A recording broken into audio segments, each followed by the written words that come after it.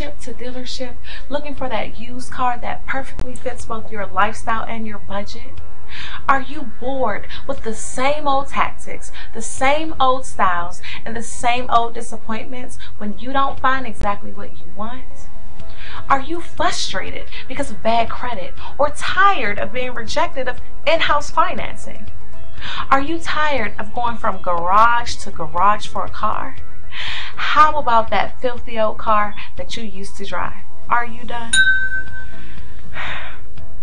Welcome to the new experience. Boycott Auto Sales has sold and financed cars to over 50,000 people across the country.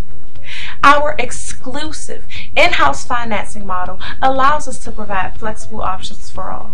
Enjoy low rates, free pickup, and award-winning customer service.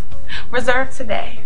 Boycott Auto helps make car renting easy and seamless for all of our customers. Our financing options allow you to shop our vehicle inventory for the exact used car, truck, or van that best fits your needs. Car selection and customer satisfaction are of great importance to us. We provide the best mechanical repairs, and our services take just minutes. Detail your car with us and get out of that filthy old smell and into something sweet. We will even do your oil change at the lowest rate. And please do not forget that with Boycott Auto Sale, you own and drive your car before you even have to pay us. So come on down and visit us and drive away with your new car. Boycott Autos. Own and drive before you pay. 240-486-4664. www.boycottauto.com.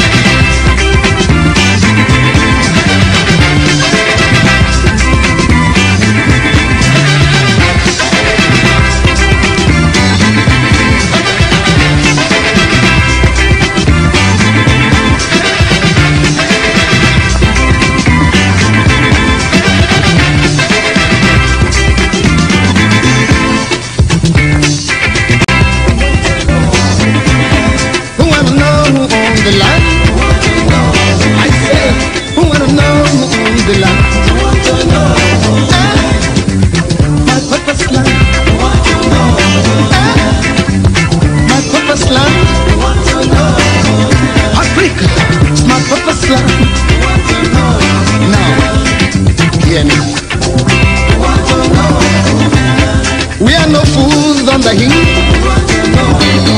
My people are no fools on the hill. You must let my people go, so we can rule from Cape to Cairo. You must free my people's hands, so we can rule our purpose land. I wanna know who owns the land. Who wanna know who owns the land? Okay, now listen carefully. Chinese are ruling the Chinese land. Japan is ruled by Japanese. England is governed by Englishmen. America is governed by Americans. So, Africa must be ruled by Africans. I wanna know who owns the land.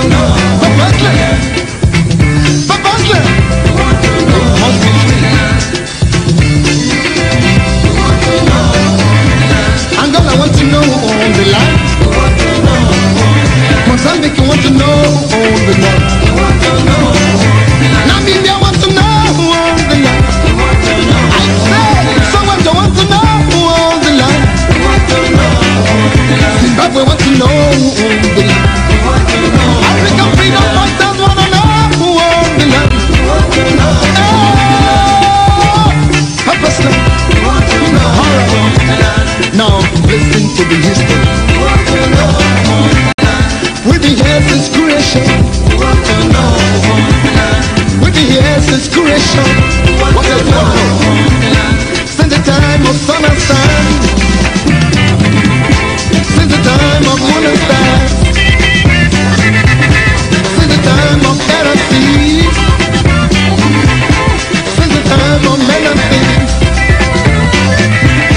we must run from Cape to Cairo, and then must rule our purpose land. Purpose land. Oh! Okay now I want to talk to my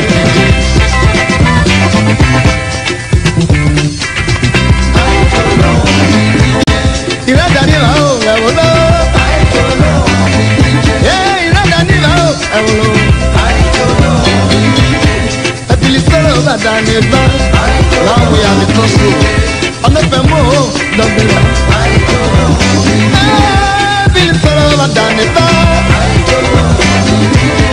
On the Femo, Dumbilla. Oh, Palimu, Mayagara, Baba. Yeah, oh, Palimu, just in Yalaka. Oh, Palimu, Zizania, the Tongue.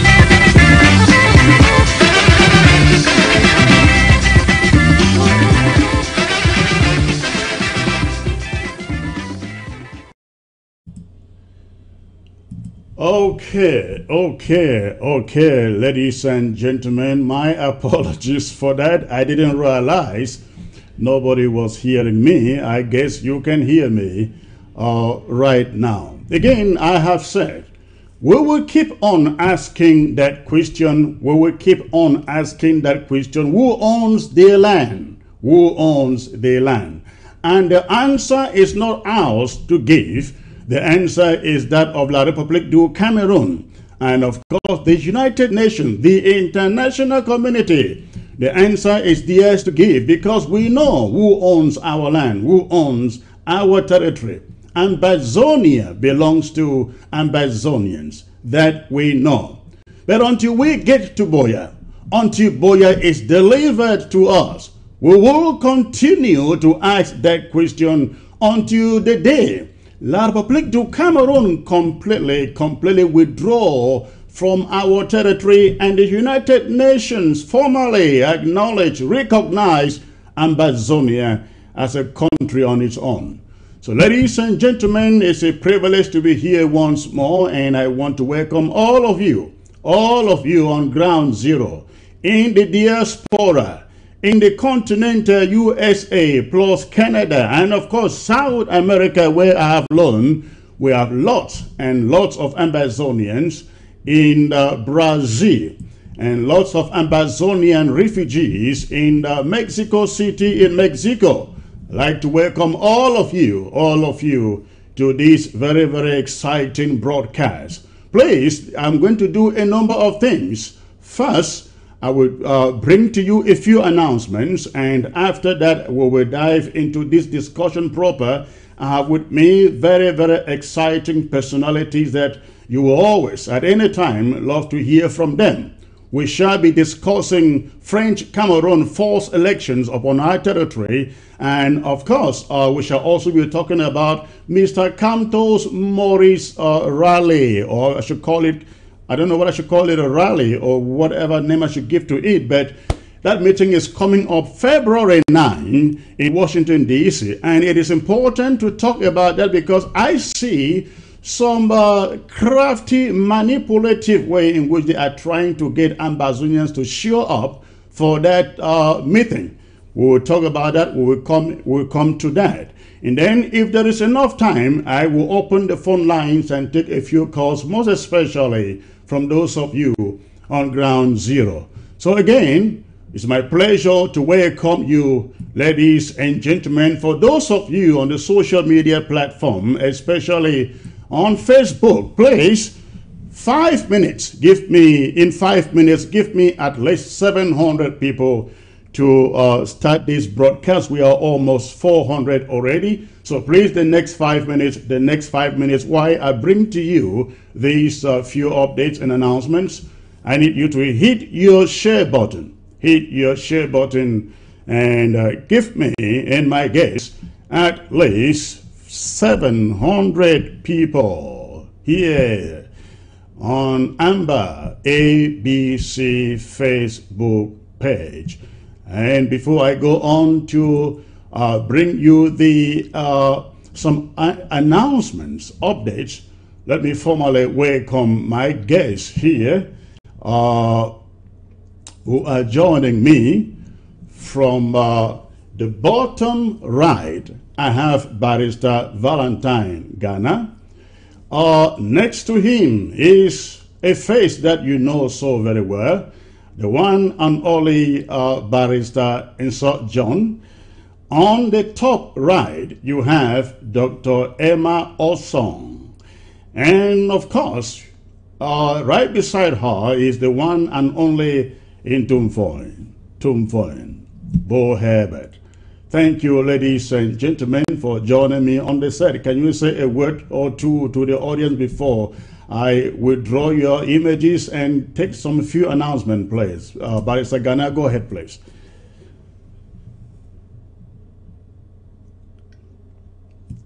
I'm sorry, Barrister Ghana, we have to turn on your audio. One moment. Let your audio be switched on, please. Yes, go ahead, Barrister Ghana. I think they can hear you now.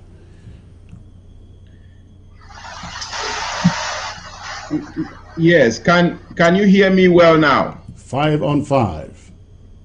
Okay, just that it's an honor to be here serving our people and charting our destiny, and part of that is hindering these fraudulent elections from taking place. And as we started from the get-go, we are on full pedal straight towards reaffirming our independence. Thank you, and you are welcome to the broadcast, sir. Barrister John, it's your turn, sir. Yes, thank you, Chris. Thank you. I am very happy to be here to be talking to our people who are undergoing all kinds of trouble as we speak. Our people, more especially in Paco, where they have been arrested in large numbers and taken. Some are being executed. Some are being tortured. Some are they are taking 20,000 from each one of them before releasing them. I bring them revolutionary greetings and say we shall overcome. Thank you, Chris. Thank you. Thank you. Dr. Osong, please say a word to our people before we get back to you. Thank you, Secretary Chris, for the privilege to communicate on this platform. I want to thank all that are joining us today and start off by saying that I extend my prayers to all who have lost family members in this war. Do not relent. Ambazonians are peaceful, principled, pragmatic people, and that our quest for freedom is one that we shall not give up on. We were born free and we will die free. And I want to start this conversation by saying that justice is our expectation. Peace are the ingredients that make a peaceful, justice rather, is the prerequisite for a peaceful people, a peaceful nation, peaceful neighbors. So I want to welcome all those who are listening to us around the world and look forward to speaking with you on this very important platform. Thank you, Dr. Emma Etumfoin. Please say a word or two to our people before we get into the discussion, please. Thank you very much, Comrade Chris. Revolutionary greetings to all our people on Ground Zero, to our people in the dungeons of La Republique, to our people in the jails and refugee camps on Ground One and other countries. Greetings to all of you. You go through tough times, but it says even in the Holy Book that it is through tough times that the best emerge. You are the very best. Keep doing what you're doing. Welcome to my co-panelists, and thank you for being here. Thank you for the work you do, and thank you, Secretary Chris, for the work you do. Thank you, ladies and gentlemen. Please, for those of you watching from on Facebook, please go ahead, hit your share button. The moment you give me 700 people in the next 3 minutes, I guess we have over 500 right now. In the next 3 minutes, I need you to populate this Facebook platform with at least 700 people. Now, this is very, very important. Lockdown begins tomorrow, midnight, actually midnight tonight on Ground Zero. And I can never emphasize on the importance and the urgency for this lockdown. Fellow Ambazonians, last night I told you that there are a number of things that will happen if we lost this conflict to La Republique du Cameroon. And this is why we have organized this lockdown, and we are asking you on Ground Zero to stay away from French Cameroon organized elections. Lockdown starts tomorrow. We expect our borders with French Cameroon to be shut down. We expect all transportation to be shut down, except for emergency health workers who must be at their places of duty. So please, everywhere, we expect everywhere on Ambazonia to be dead, Now, we have learned of so many arrests and confiscation of ID cards from Ambazonians. Yesterday, I also indicated that do not afford or attempt to go to their station, to their barracks, to regain your ID card. Do not attempt to do so, because you step out, they will force you to vote, And listen, ladies and gentlemen, our future, our destiny is better than a piece of paper, so-called ID cards. So if your ID card has been confiscated from you, forget about it. If you go there after the election to withdraw it and they refuse to give it back to you, go and renew it. Go and get a different one.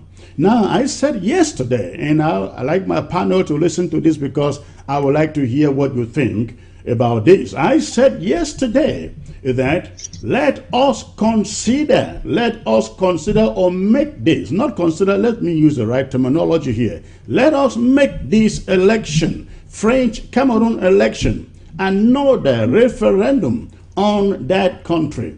Since 2017, when we declared our restoration, La République du Cameroon keeps on coming back, trying us to see how serious that we are. They have conducted, first of all, they brought their 20th May, their 11th February, they brought their elections, presidential elections. They tried bringing the African Cup of Nations, and we all, like one man, collectively, we said no to all these things. But they keep on trying. This time, they're bringing back another election, and this time they want to do everything to force it upon our people to make sure that people go out and vote. But this is very, very critical, ladies and gentlemen. This is what will happen if the international community sees Ambazonia as going out to participate in French Cameroon election. Number one, again, that will be the end of Ambazonia, the end of the southern Cameroons. The map of Ambazonia would have been over. The stones that mark our international boundaries with French Cameroon after this conflict would be taken, will be decimated. They will never again exist. And I can assure you, Bamenda will become a town in their western region.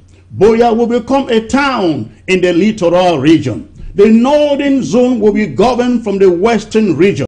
And of course, the southern zone will also be governed from the littoral region. Ladies and gentlemen, we will never ever be able to raise our voice again in that damn country if we lost this conflict.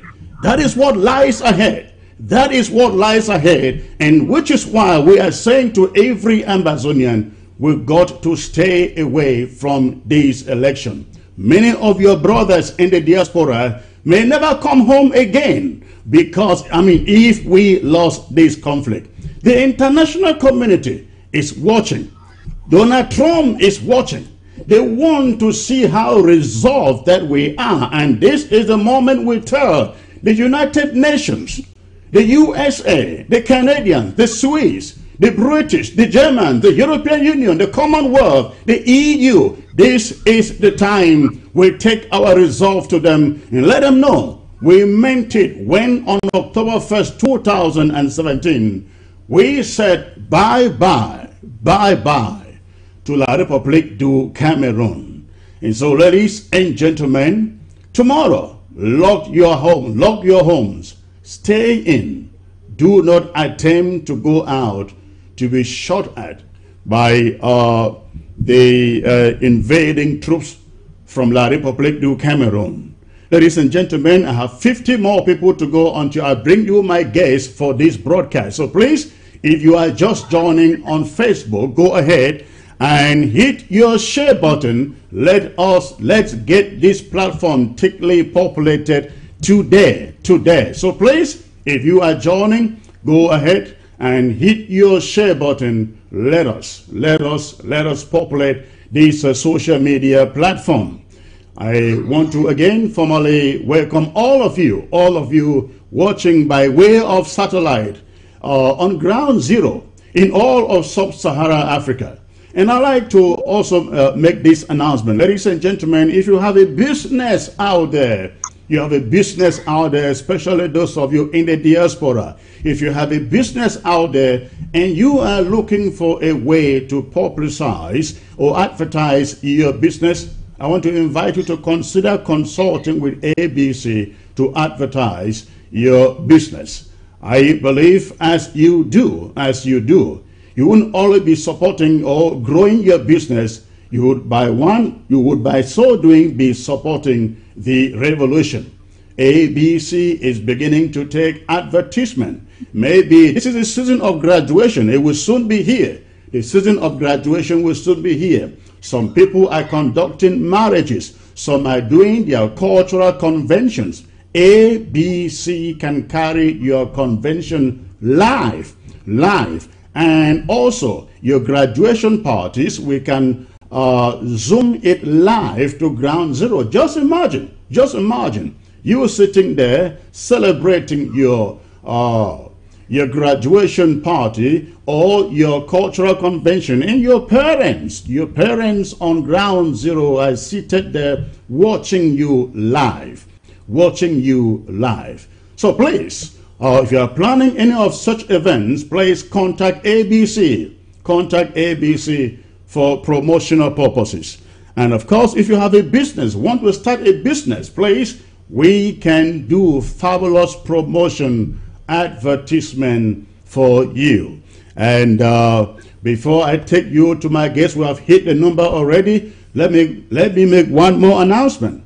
I want to remind all of you out there, please, we are still accepting registration subscriptions for ABC Amber Club. So if you have not yet registered, please do so. And of course, remember your CID, compulsory independence due. The website is running effectively now. Many people continue to register. Let us form the war.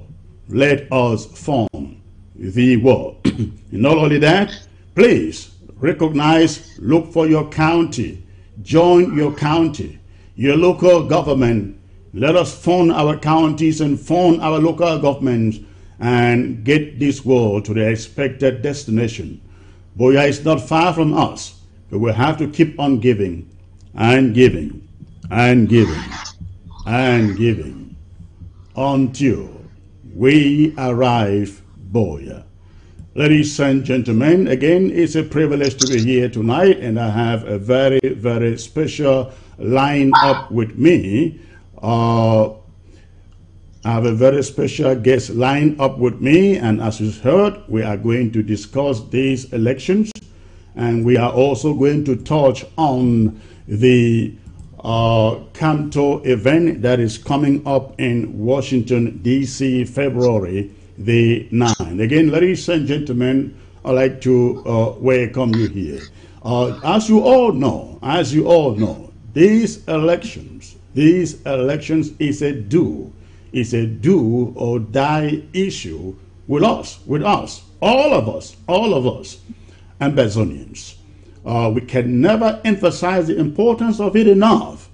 And I just want each of you, starting with Barrister John, please tell Ambazonians why it is necessary to stay away from this election. Barrister John. Thank you, Chris.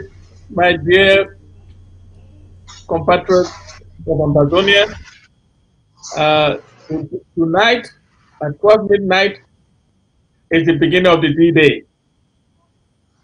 From 12 midnight right down to 12 midnight on the 11th, we are in a lockdown to boycott the so-called La Republic elections.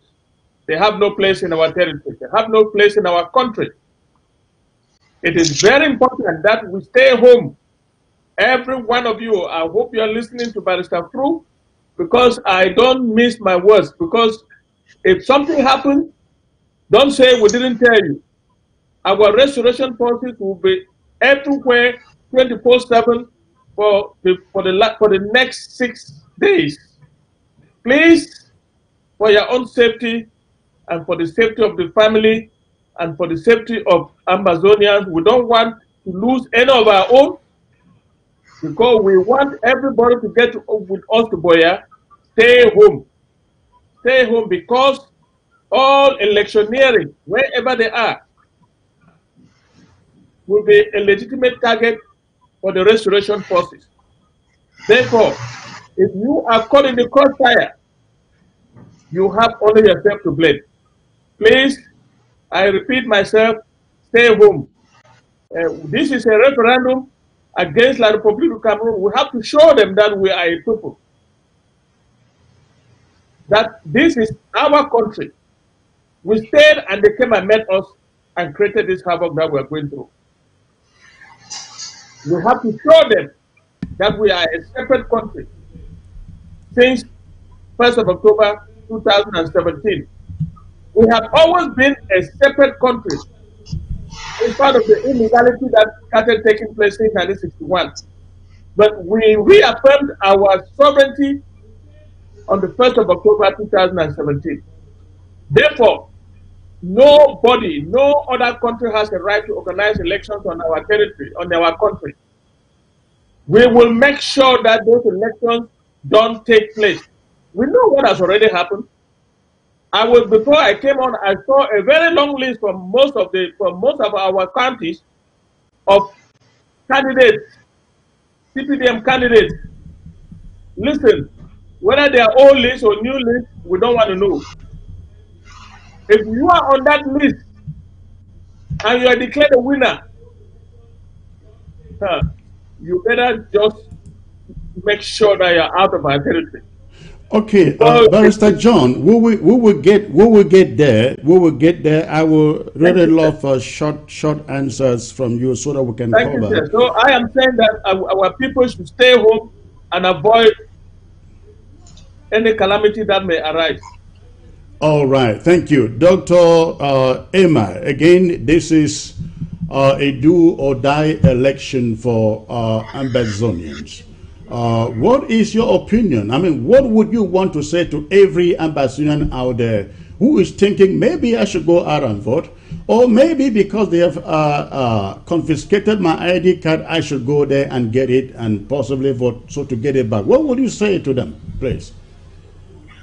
Thank you, Secretary Chris. I'd like to give them 3 words: G, S, and L. The G is genocide, the L is legitimacy, and the R is referendum. If you remember nothing else, why this show is important, remember that we are people that have suffered all types of atrocity crimes that are now certifiable genocidal crimes. Remember that your vote essentially legitimizes and seals forever the newfound decorative name for a free people called special status. The third reason, and if I may be brief, is your voting by going out seals your faith. Therefore, staying home, you essentially have forever told La République du Cameroun that they do not hold sway over you born free Ambazonians. So again, very briefly, G for genocide. We have and are a people who are suffering all types of crimes of atrocity. We need not go over the dire statistics, my brothers and sisters. It sounds like a litany of sorrow, one that we must sing. The thousands, 12,000s and pushing. Since declaring and reclaiming our independence October 1st, what has happened since? They deployed troops into southern Cameroon, Ambazonia.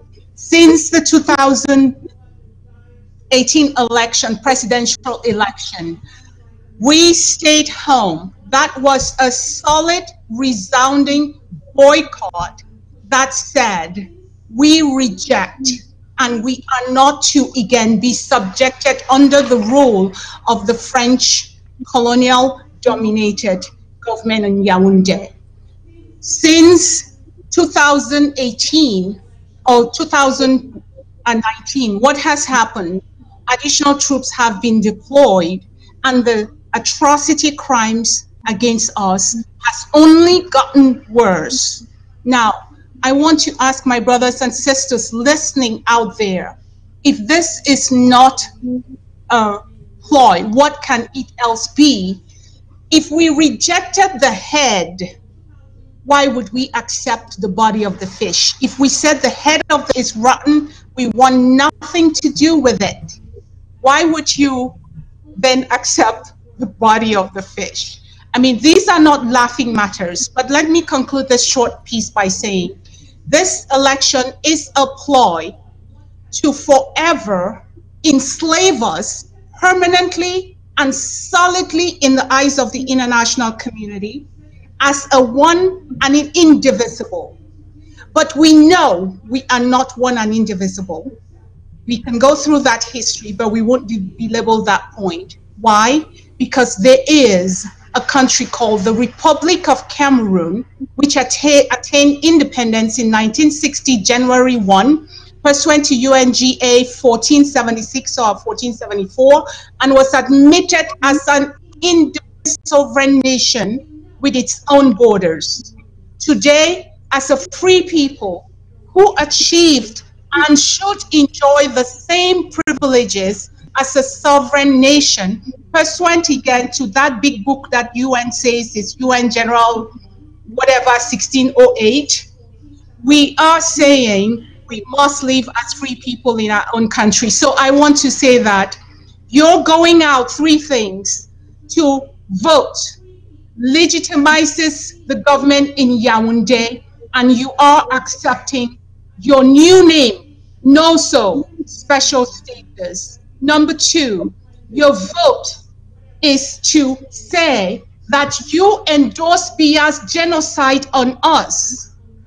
If you vote, you are telling the world that life is normal in southern Cameroon in spite of all the death, destruction, and our brothers and sisters languishing. So you must stay home to send clear, resounding message, as you have heard on this platform, a referendum that we must get to a negotiated settlement under what the world has prescribed for us as the framework for bringing just, lasting, permanent peace under the Swiss-led peace initiative. So I want to plead on all of you hearing my voice today. You don't know me, and you believe it's easy to step out and play the football, but I stand in solidarity to say, this is a ploy. We should send a clear message that unless we can live free, we will die. All right. Thank you. Thank you for that word. Intum Point, let me come to you now. What message? You are not just Intum Point Bohebet, you are also the leader, one of the frontline leaders in this struggle. What message would you give to Ambazonians on ground zero concerning this election, please? Yeah, thank you very much. Your video is frozen, but I think we can hear you. Can you hear me? Oh, I hear you very well. I hope you can hear me. I can hear you 5 on 5. Please go on. Okay, thank you very much, Secretary Chris. I'm going to take a slightly different position here, and it is the following. La République du Cameroun expects us to have a lockdown. They have that planned for. They have that factored into their plan. They expected us to boycott elections. They have that also factored in. And because of that, they have a game plan they want to roll out. And we're beginning to see the first parts of it. That game plan they call find and delete. The purpose is allow them sufficient access to get to restoration forces wherever camps are to be found. And so our people cannot approach a gunfight with a knife. Our people need to take these things into account. And so therefore, our traditional lockdown, we have said this for weeks now, cannot be the traditional lockdown. Ambassador Cohen famously said our people were not angry enough Now we need to show sufficient anger by getting the world to understand that our people are totally behind this process. And so we've advocated what we call a lockdown plus plus. Do not allow the restoration forces alone to be the ones enforcing this lockdown. You are very correct. It happened. You are very correct. I made that emphasis in 1992. We want every Ambazonian to participate in setting up the barricades and in making sure that those barricades are in their hundreds of thousands. Make sure that you go out under the cover of darkness and reinstate your barricades if they were ever moved. Do not allow them free movement in our territory. Do not allow them to bring supplies. Do not allow them to call backup. Shut the whole place down. That is point number one. But point number two, Mr. Biya walks away with an election result that he already has right now. Mr. Biya really doesn't need a referendum. He doesn't need an election. He can publish the results right now because he's just going to cook them up. And so we have advocated for our people and in the interest of our revolution that our people should show that there is a choice between Mr. Biya and our independence, and we have rejected his choice. We have told our people, organize in small groups, in compounds, in your family, cast a stone, count your stones, put those results out. It should be clear that while our people sat in the bush, while they sat wherever they sat, they consolidated around the ideas of independence. But please, this is the moment for our people to become the forest that protects our Amber Boys and Restoration Forces. They have been there for you. This is the moment for you to have those barricades in place. And I give you one example. In 1992, to shut down the state of emergency, our people did precisely that. They felled trees in Bamenda. They rolled out planks with spikes with nails on them to prevent circulation. They put wasted oil on slopes to prevent cars from rolling. And they were present to make sure that nothing happens. Do not make this about Amber Boys versus La République. That is a game they want because that is a military game they are bound to win. Our people must be the ones that prevent this from happening, and we must send that message to the world. That's a very, very strong message, and I love that. Barrister Valentine, many people's IDs have been confiscated, and they are under intimidation to only go there on Sunday the 9th to regain those ID cards. And the trick there is to have them come over there, vote before they are allowed to go. What is your advice to those whose ID cards have been confiscated? Secretary Chris, thanks for the question. This attempt to fraud our people's will through an election stinks up to the high heavens, because we live in an international world, or a world that is internationalized, and there are elements of a proper election that are widely known. When you have government troops and death squads go about arresting people, confiscating their IDs, they've already annulled the validity of the election. And as my comrades, Tumfoin, Bohebet, Barrister Fru, and Dr. Osong have soundly articulated, we are not part of La République. There are no instruments that tie Ambazonia, aka the former British Trust Territory, to La République. International norms and elements that validate elections, first of all, you have to have a constitution in that territorial area you're talking about, where the electoral laws are consistent with the constitution of that area. There is no legitimate constitution that ties Ambazonia to La République. So this election is null and void. And if we wanted to extend that a little bit, let's talk about some of the elements of a valid election. The prerequisites include freedom of movement. Does that exist? No, it does not exist in Ambazonia. Freedom of speech and association. Does that exist? No, it does not exist. Freedom of assembly. Does that exist in Ambazonia? No, it does not exist. Freedom of being able to go out and vote free of intimidation and coercion. Does that exist? No, they do not exist. So there is no legal authority that ties Ambazonia with La Republique. These civil liberties or elements that are prerequisites for a valid election do not exist. And so what La Republique is trying to project in Ambazonia is that it's just trying to project brute force. It's trying to project power. So what do you say to the electorate whose ID cards have been confiscated and they want them to show up on Sunday morning the 9th, vote, and then collect those ID cards? What do you say to them? I would say don't go. Don't show up, because people who show up to police stations, a lot of them get killed. So when you show up to collect those cards, the chances are high that you will end up as a corpse, and we don't want our people ending up as corpses.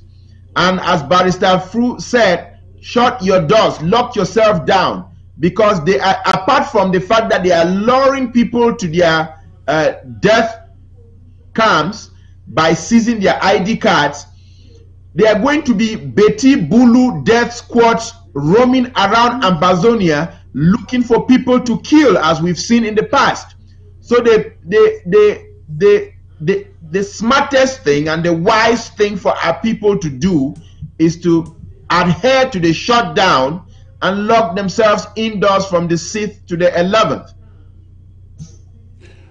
Thank you. Barrister John, let me come back to you. This is some information that is coming from Ground Zero, and we have lots of it. This one says, in Moliko Boya, soldiers went house to house, arresting people and forcing them to vote today, Wednesday, February the 5th.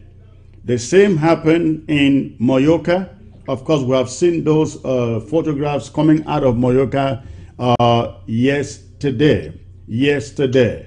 Many of these people are already behind bars. We understand that the detention centers in Boya and Bamenda are full of people who have been picked up and dumped there, so on Sunday they can go out and vote.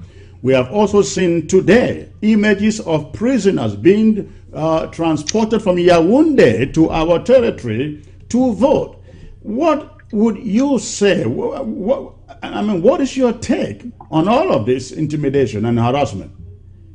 My take is that, like Bo Herbert just said, La Republique has the results already, and they are trying to make sure that they get some of our people to validate those results.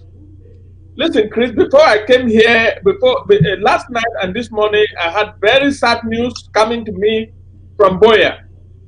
Boya, Monya, Ekona, Muyuka, Ekata, and all the adjoining villages. La Republique has rounded young people and anybody they can find, young and old, and carry them to detention centers in Boya, to the gendarmerie, to the police, and to a hidden military camp that is unidentified behind the Synod office. Chris, you will not believe what is happening. Those who have been detained at the police and the gendarmerie have been given, they've asked them to pay 20,000 and go away, leaving their identity card. A lot of them have done that, and they are being released on the basis of 20,000. But those who have been taken by the military are being systematically executed, and the bodies being packed in a room in that building behind the Synod office, where the military torture squad is being housed. And the person, the journalist who sent that information out I said, If you want to doubt, go to the synod office and climb that wall and listen and look down. You will see what he is saying. What am I saying, Chris?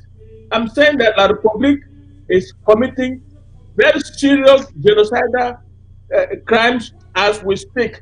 Beginning yesterday, they have rounded our people, and they are going to use that to compile results, and they are also killing our people, executing our young people. And I hope the population in Boya is listening to me. What is happening in Boya behind the synod office, that building behind the synod office, it's very sad for any of us to imagine. At any rate, the question you are asking me, you should know that La Republic has those results already. That is not important to me because the international community is watching. They are watching very carefully. There are satellite images everywhere. We know that the results will be published. That will be fake. But let me agree and disagree with my dear brother Robert. I agree with him that we should set up barricades in the middle of the night and disappear and go home. But what I don't agree is this question of counting stones and publishing results. Please, we have given this our people a lot to do. They have a lot to do within these 6 days, and they have a lot to do by staying away, by trying to stay safe. And we cannot mix that with a very uncalled for and illegal election taking place in our territory. Maybe that will come after this incident. But for now, we are fighting this election. It is a referendum against La Republic of Cameroon. We want the world to know that La Republic of Cameroon cannot organize elections in our territory. Therefore, my brother Paul, I agree with you that we should set up barricades in the middle of the night and disappear home. And if those barricades are scattered during the day, the following night, if it is safe, don't go out and be killed because you are setting up barricades. If it is safe, you go back and put it back. We have done that before and it succeeded. But now that the military is there with guns everywhere, it may also be very risky. But at any rate, we should attempt to do that. But to count stones. All right. Before I get back to Bo to respond to that, before I get to Dr. Emma, I have that story here that you just quoted, and let me read it. Let people hear. This person, the author writes, I bring very bad news from Boya. Hundreds of boys have been rounded up from Moyoka, from Ekona, from Ekata, Munya, Boya town, all the neighboring villages, and distributed at the Central Police Station, Boya, Gendarmerie Legion, military barracks, behind Synod office. The stock at the Gendarmerie and police have a chance of going home after paying between 20 and 50,000 francs ransom. Why those at the military torture center behind the Synod office are being executed systematically between Sunday and today, which is Wednesday, ladies and gentlemen.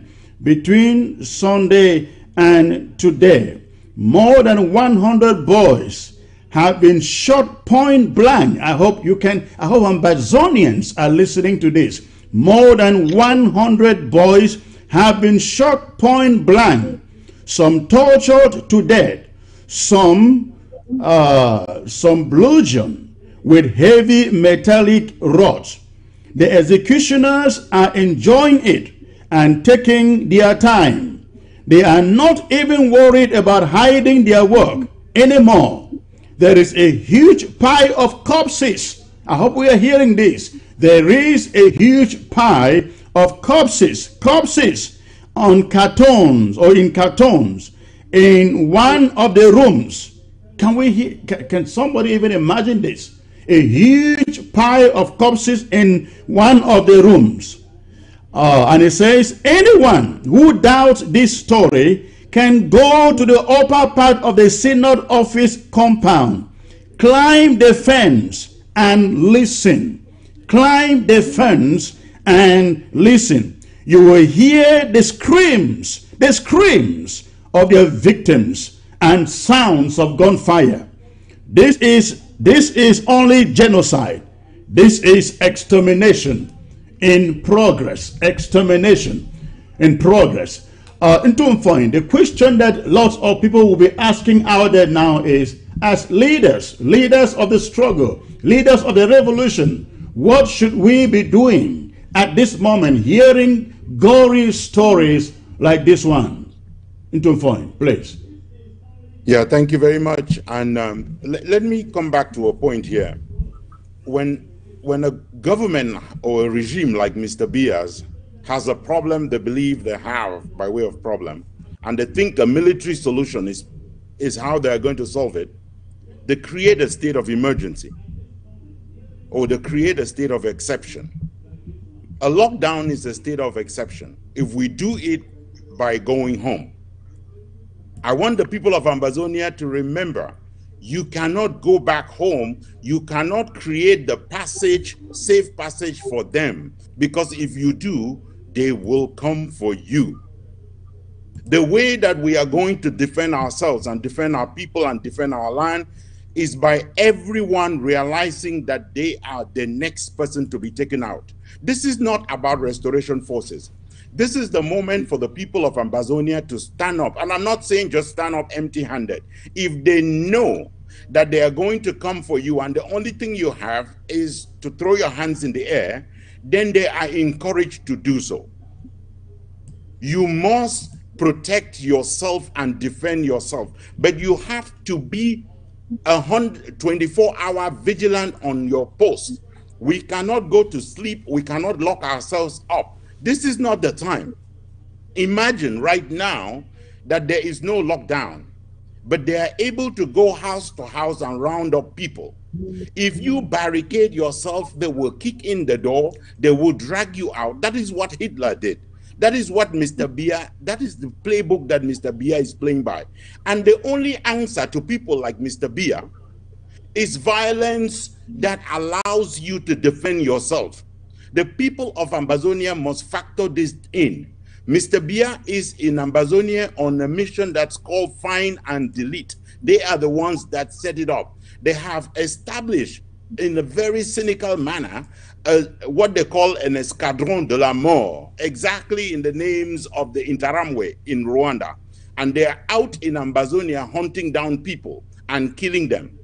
I say one last thing, and there are two lawyers on this panel, so I will be the, let me talk softly here because I may be walking on territory that I don't know. But when an election is over, the people of the world will want to find out what was the percentage participation. And you know that Mr. Bia is going to tell the world that yes, it was boycotted in Ambazonia.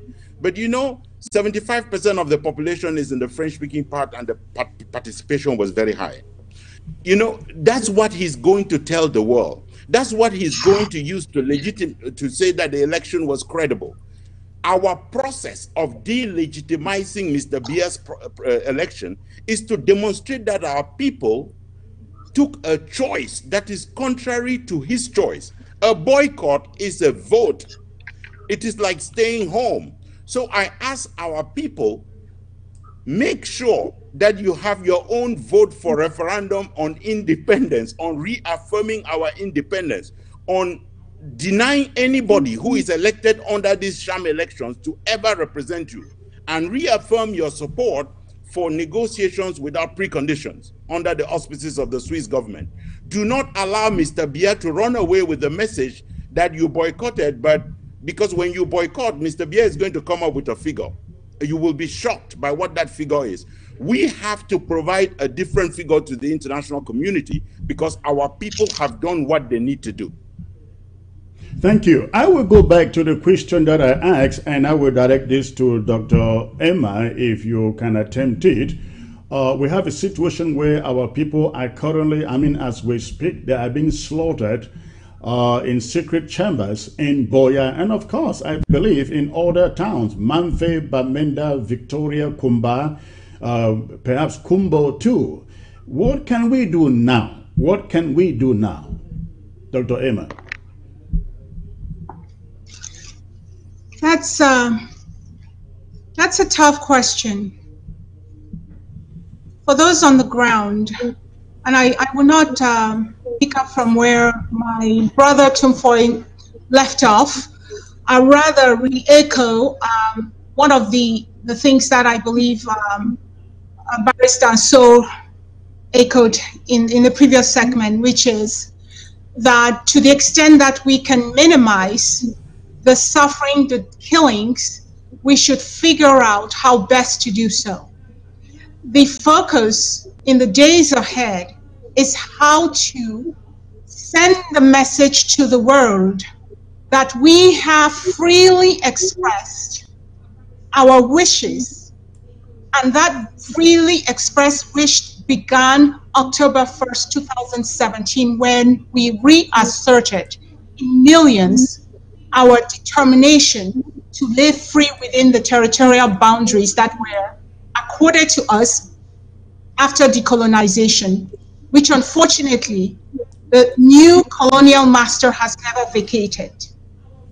Anything that, unfortunately, Chris, that those of us who have privilege to live and enjoy safe harbors would ring somehow shallow. That is why, with a lot of caution and humility, we sit here to send messages to our brothers and sisters caught in La Republique's crossfires. But let me say this, as I was coming into this program, I happened to listen to this. I believe most Cameroonian, most La Republicans and Ambazonians will relate to this. Flavor sings, Lord, you are the most high, hallowed thy name. Why am I singing when times are this challenging? You would recall, my brothers and sisters, there is hope even in the darkest of time. No one could have taught and told the Rohingya Muslims, 1 million of them, that this day, yesterday, February 4th, the ICC would have appointed a prosecutor who is given the right now to open full and unfettered investigation into the atrocity crimes meted against the Rohingya Muslims. So for the cries that are coming in what is tantamount to Bias Auschwitz in our territory, there will be a day that Southern Cameroonians, Ambazonians, Chris, and my brothers and sisters who hear my voice out there, who will be singing as Flavor does, Lord, you are the Most High. For right now, we can only tell them that the only way to get the international community to come to our aid is to make sure we do not normalize the situation that we are currently facing. Who in their right minds can grasp what's going on and still vote? Let me be brief. The lady called Mrs. Rose Mba somebody, minister of something or the other in La Republique, an enabler, and her co-conspirators don their akabas underneath with bulletproof vests. They are surrounded by armored vehicles and an entire legion of armed military La Republique killers. They are deployed to go to their villages that they have lost all legitimacy to say they represent. And they go there to show their paymaster that they can have a rally for the ruling party. Now, Southern Cameroonian Ambazonians need to ask themselves, what has these people done for us except to put our brothers and sisters in what is now tantamount to torture and killing chambers. Why would a young man going around his business be arrested simply for no reason other than to intimidate and stoke fears and force people to cast a ballot? Meanwhile, they have freely expressed the need for them to live free. So I believe that those who are listening to this show have to simply look at the lay of the land.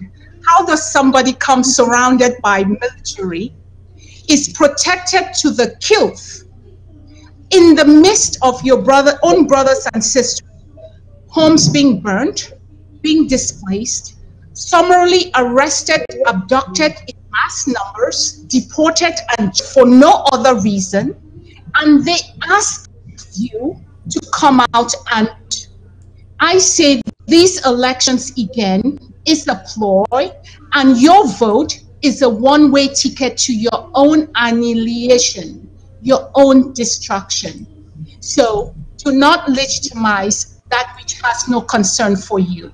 Do not give legitimacy to that which does not further your own right to self-determination.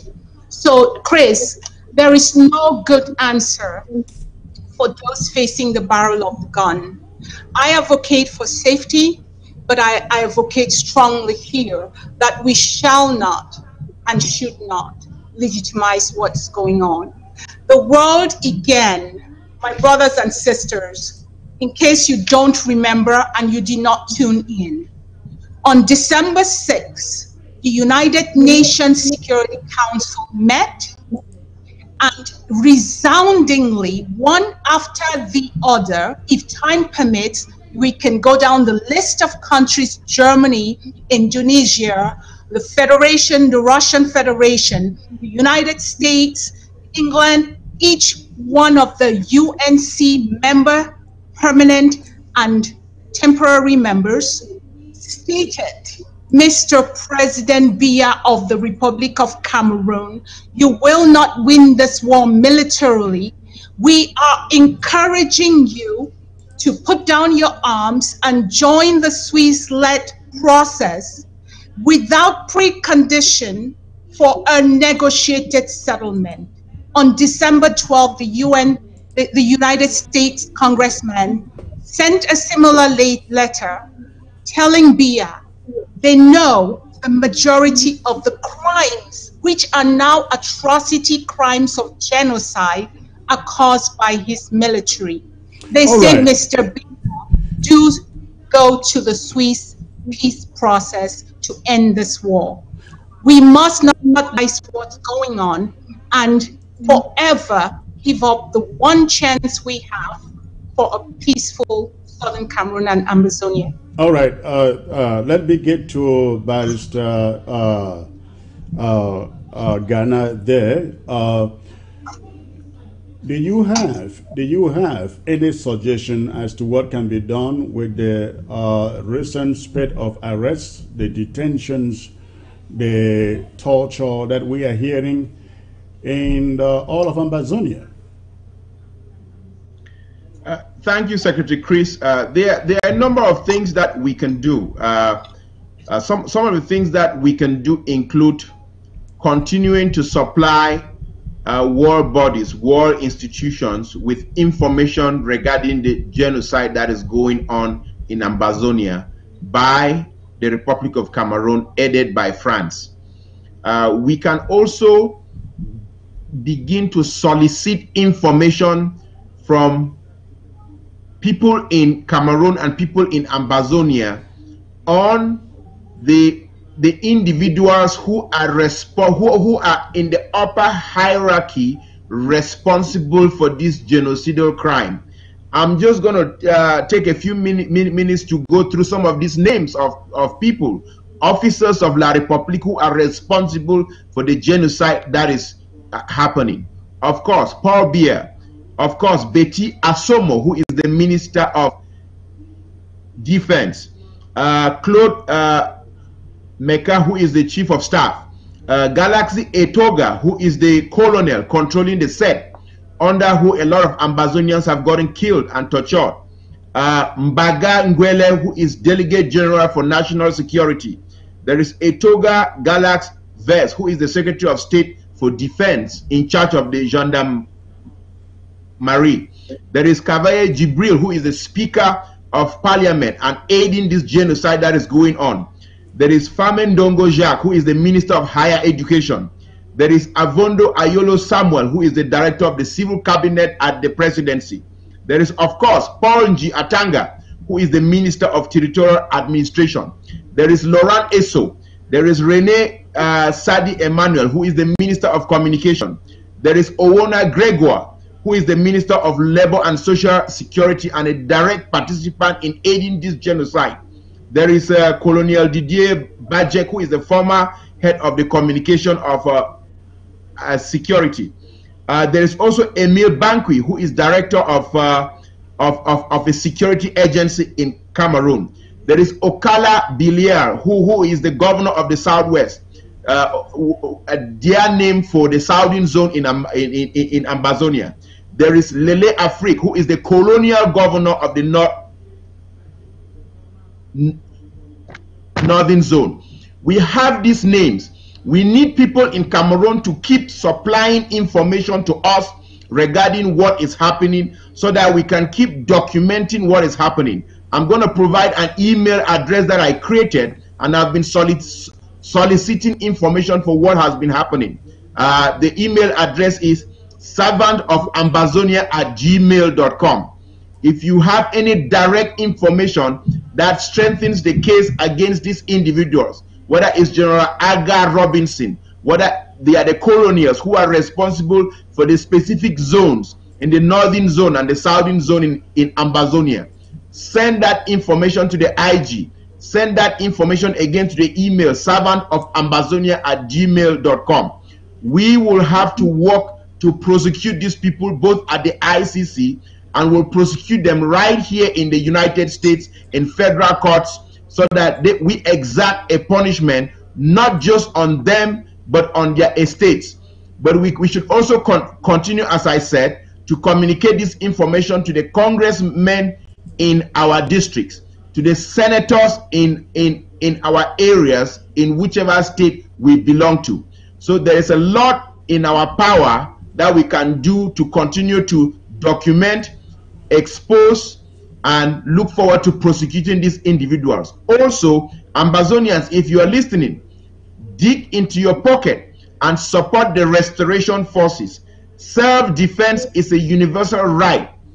Support the forces on the ground, because these are the people who are trying to exact defense against these forces that are murdering our people, that are committing genocide on our population, that have killed over 15,000 Ambazonians. And if you add those who have died as a result of this conflict, we are talking about over 20,000 Ambazonians that have died. These are forces that have burned down over 300 villages, that have raped men, women, children, cousins, grandmothers, that have burned people alive. These are your relatives that are getting killed. Deep into your pockets, whether it's through your LGA or through Morris or whichever organization that you support, deep into your pocket and support the forces on the ground who are providing a measure of defense for our people. All right. Thank you. Thank you. I am just speechless as, I'm kind of helpless as to what can be done right now, given the situation. Barrister John, let me come to you. I see you raising your finger there. What do you have to add here, please? Yes, sir. We are at war, and we have a right to self-defense. Our restoration forces, I want to propose a little bit more work for them. We cannot allow the Republic forces to be picking up our children, our young men, our men of fighting age, and going and executing them. We should protect them. The restoration forces, especially the special forces that have just been trained, should go to work and make sure that they blow down those buildings that house those La Republic torture chambers. Like that building behind the Synod office. that building should be attacked, because we cannot allow it to continue. Our young people are being slaughtered in that building. Barrister John, I agree with you 100%, but you also 100%, understand. yes, I agree with you subscribe. 100%, but you also understand the difficulties of those restoration forces getting to those structures. I do, Chris. I do. Okay. But I'm saying that it has become a do or die situation. Right. I also want to add on that list that my learned colleague has just said, Aga Robinson, and an Ambazonian is number 2 or 3 or 4 on that list, my dear brother. Make sure you add him. Now, what I'm saying is that the restoration forces, so far, they are doing very well, but they should not allow those people to be picking up our people the way they have done in the last few days. From Sunday up to today, it's too much. I think they should respond with firepower, because we are at war. We cannot allow them to pick up our citizens, our civilians, especially young people of fighting age, and go and eliminate them. I think that the restoration forces should step up a little bit, especially the special forces. We can do, even if we cannot do all, we can set an example somewhere, Chris. We can set an example somewhere that this thing should stop. Well, let's see what happens in the coming days. Comrade Ball, you have something to add there before we move to the next subject, please. Yeah, let me just come in here. Just one little thing. If you hear that there are bad people out there and they're chasing after your child, and your child runs back home, and you know that those people have a history of chasing the child back into the house and burning them alive, or pulling them out of the house and killing them, you don't provide the strategy for the child to run back into the house and barricade themselves in the house. You tell the child that the more of you can prevent movement from those people, the more likely your chances are to survive. If you are a young person in Ambazonia right now, and you are not a volunteer self-defender, you are failing yourself, and you're failing your revolution, and you're failing your land, and you're opening up yourself for easy pick. All young people in Ambazonia should be part of this voluntary self-defenders of our people. And it is in numbers that you defend and defeat a ruthless military dictatorship. That is how it has been done everywhere. In the Philippines, it was thousands of people out in the street preventing the tyranny from continuing. In Sudan, it was thousands of people out in the streets. You have to overwhelm the military, and you have to prevent them from knowing that they will have any supply or backup. In every one of our villages, they have a few soldiers or a few gendarmes or a few policemen. If they will not have any backup or supplies coming from the main towns, they will behave themselves. If you give them a license by tying your hands in your back and saying, I'm going out to fight them because I sit at home, I'm going to be peaceful, then they're going to leave me alone, they will not. This is our time to stand up to this regime. This is the moment for the people of Ambazonia to reaffirm to the world that they are angry enough and willing enough to continue the march to Boya.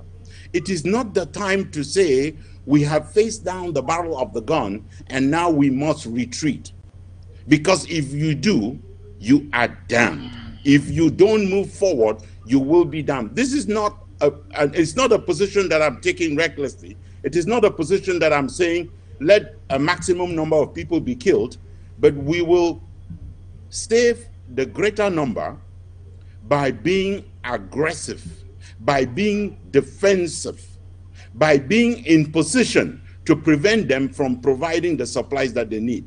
And to the question that you asked, Brother Chris, with respect to what should we do, I totally applaud the points that have been made by the learned barristers, that we must continue the action that we are taking with the international community. My sister Emma put in that point as well. We must continue that process with the international community. But remember what message Mr. Biya is sending to the international community. Mr. Biya is sending a message to the international community that our restoration forces are holding people at gunpoint and preventing them from voting. You have to factor in how you reverse that communication that Mr. Biya is sending out to the world. This is not this is not a situation where we can cede ground to Mr. Biya, and we will be ceding ground if we allow his troops to have free movement, and if we allow his troops to have backup and supplies. We have to shut it down, and every person in Ambazonia, you are targeted. You are personally being targeted for elimination. We have to realize it, and we have to sit up and fight before it is 1 million people killed, as in Rwanda. I think that is a point. I think that is a point. Every Ambazonian has to stand up. If at this moment, seeing what we are seeing, Ambazonians do not rise up, then this thing may well be over. Barrister Valentine, I see your hand up. Go ahead, please. Yeah, 2 points that I just want to make to that effect. First, I want to appeal to Ambazonians who are in the diaspora, whether you are in Chicago, whether you are in Houston, whether you are in Bonn, whether you are in Frankfurt, whether you are in Cape Town, whether you are in Bangalore. You can organize a few people in your city to raise funds to support the defense effort. Sometimes when you help individually, it is not as potent as if you, within the Ambazonian organizations that you have in the city, do like monthly fundraisers, or when there is a heightened event going on, raise funds for Ngoke Tunja, raise funds for Lebialem, raise funds for, Mezam. Participate jointly to raise funds and aid the defense efforts that are going on. This is something that I've tried personally in some local areas, and it's come to some good success. The other thing that I want to suggest to the individuals in the IG in charge of the defense of the homeland is that they need to look for the possibility of building what I call military alert systems. For example, if you go to a place like Baba, you can have 2 people whose jobs are just to observe and report, so that when we have these Beti Bulu death squads that are roaming our lands, some of them who are dressing as Ambazonian fighters and riding on bikes, but their job is to go into a locality and kill. If these self-defense units, some of them that are just meant to observe and alert the restoration forces out there, would then be able to have the restoration forces respond in time, because in a lot of things we do, communication is very essential. They will be able to respond in time and exact a price on these Beti Bulu death squads, which would become a disincentive for them to go into localities and kill our people and slaughter our people as they have been doing. So this is just a suggestion to the Defense Department under the interim government.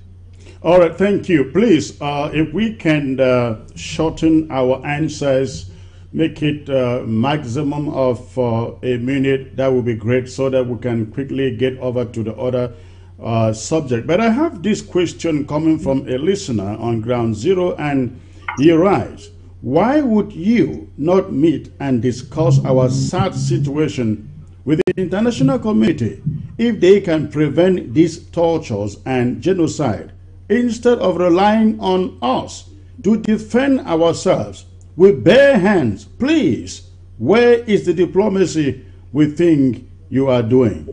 Anybody want to attempt this? Please, 1 minute. Yes, let me attempt that. Okay, Barrister John, go on, please. Yes, Chris, let our compatriot know that the interim government is working tirelessly, diplomatically, and that the international community is aware of what is happening. And I don't know what is happening for international community to come in, But I know that at some point, they will have to come in because it cannot continue. It cannot continue. Let our friend, our brother who has raised that question know that diplomacy is at work.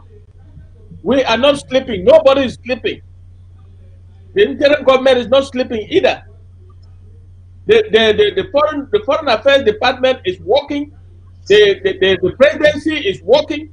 Even the communication where we are now is working, and the international community is well aware. But we cannot force them to come. We have to do the defending ourselves while waiting for them. That is the only short answer I have for our dear brother. All right, Comrade Valentine, I see your hand up. Please, quickly. Yeah, yes, just to reinforce that message that Barrister Frunso communicated, we in the diaspora are robustly engaged in diplomacy on so many levels, and I'm personally aware of efforts that the interim government is doing. I am also aware of a lot of efforts that have been made by some other groups that are working covertly. For example, when I think about 2 months ago, you saw a request from the U.S. State Department and some congressional and senatorial members writing to the U.S. representative at the UN asking for a fact-finding mission to be sent to Cameroon.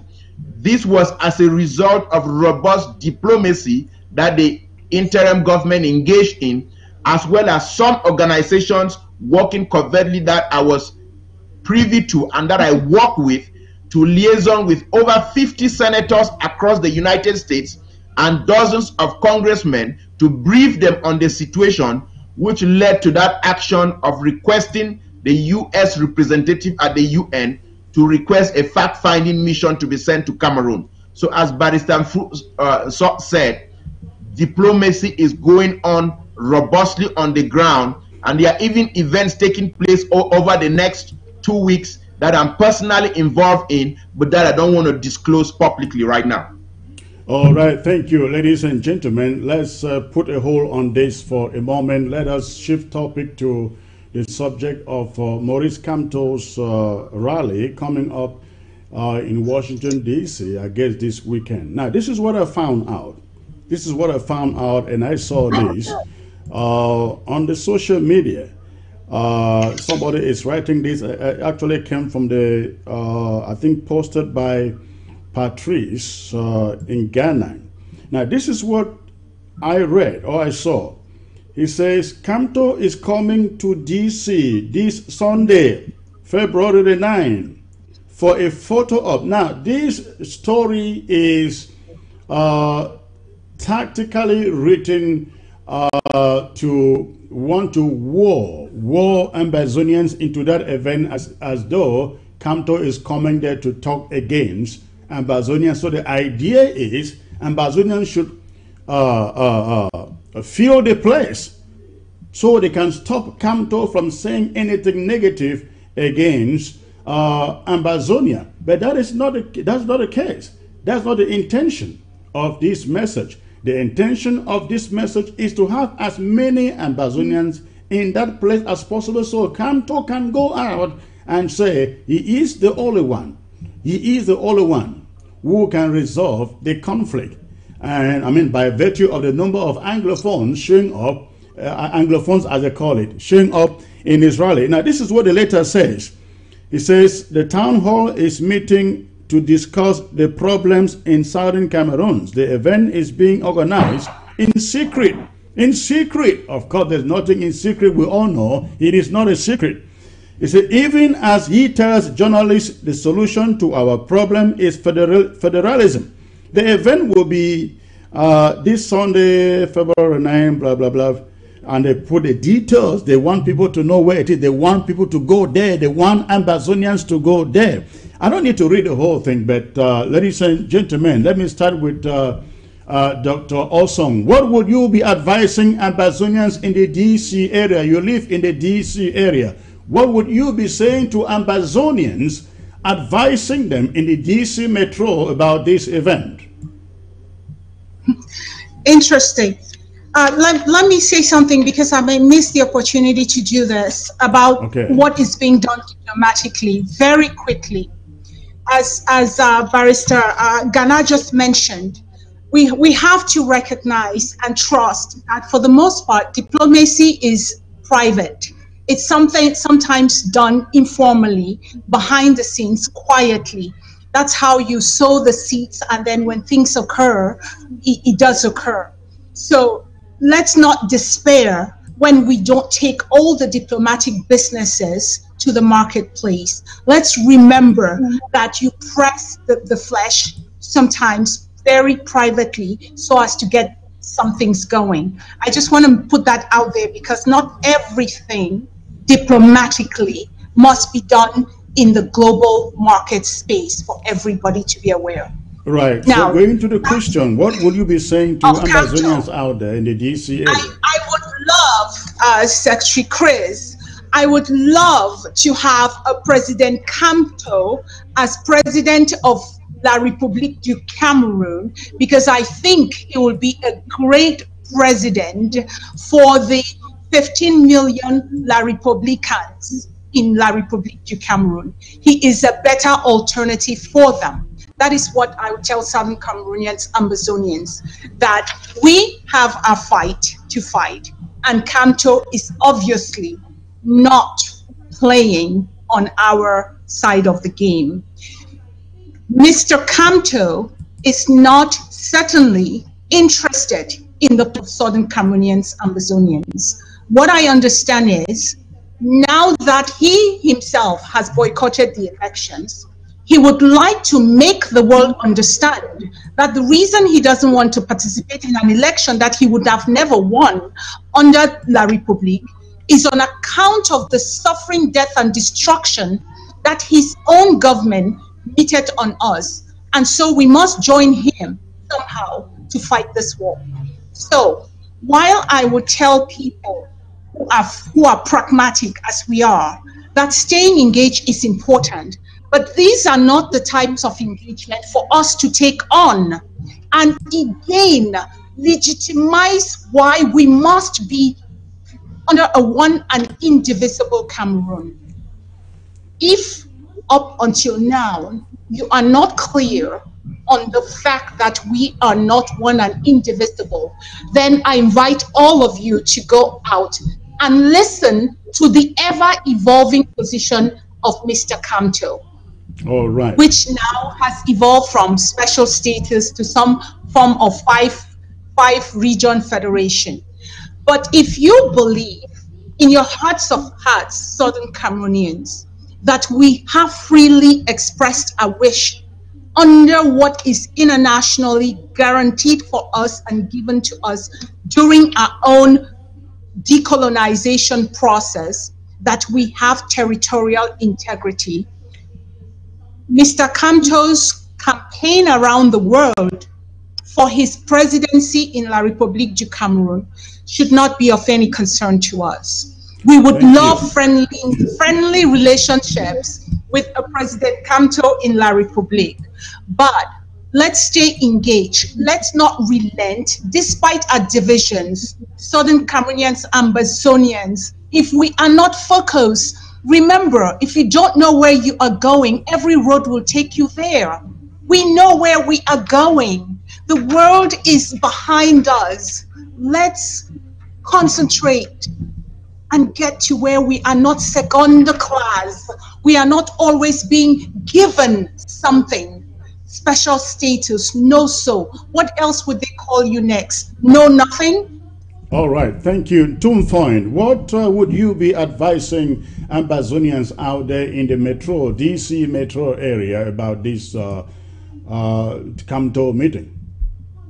I'll say just one thing very quickly, because I think our people on the ground, when they ask these questions, they are owed an answer. I have never been on a diplomatic outing to the Congress of the United States, to State Department alone. And everybody who's been with me has been witness to the fact that top on our demand is to ask the United States government to provide us with the arms that we need to fight Mr. Biya's government. And I have justified it by the fact that they have provided it to other people. This is public. and our people should know it. We will continue to push for that because one day they will provide us with the arms with which we need to fight our people. And the court ruling in favor of Tapang Ivor against terrorism points to that, a right to self-determination, but a right that we will need to exercise if we have the guns to do so. With respect to Mr. Maurice Kamto, Mr. Maurice Kamto is a very dangerous agent. I was among those who were privately approached to meet him in private and in secret.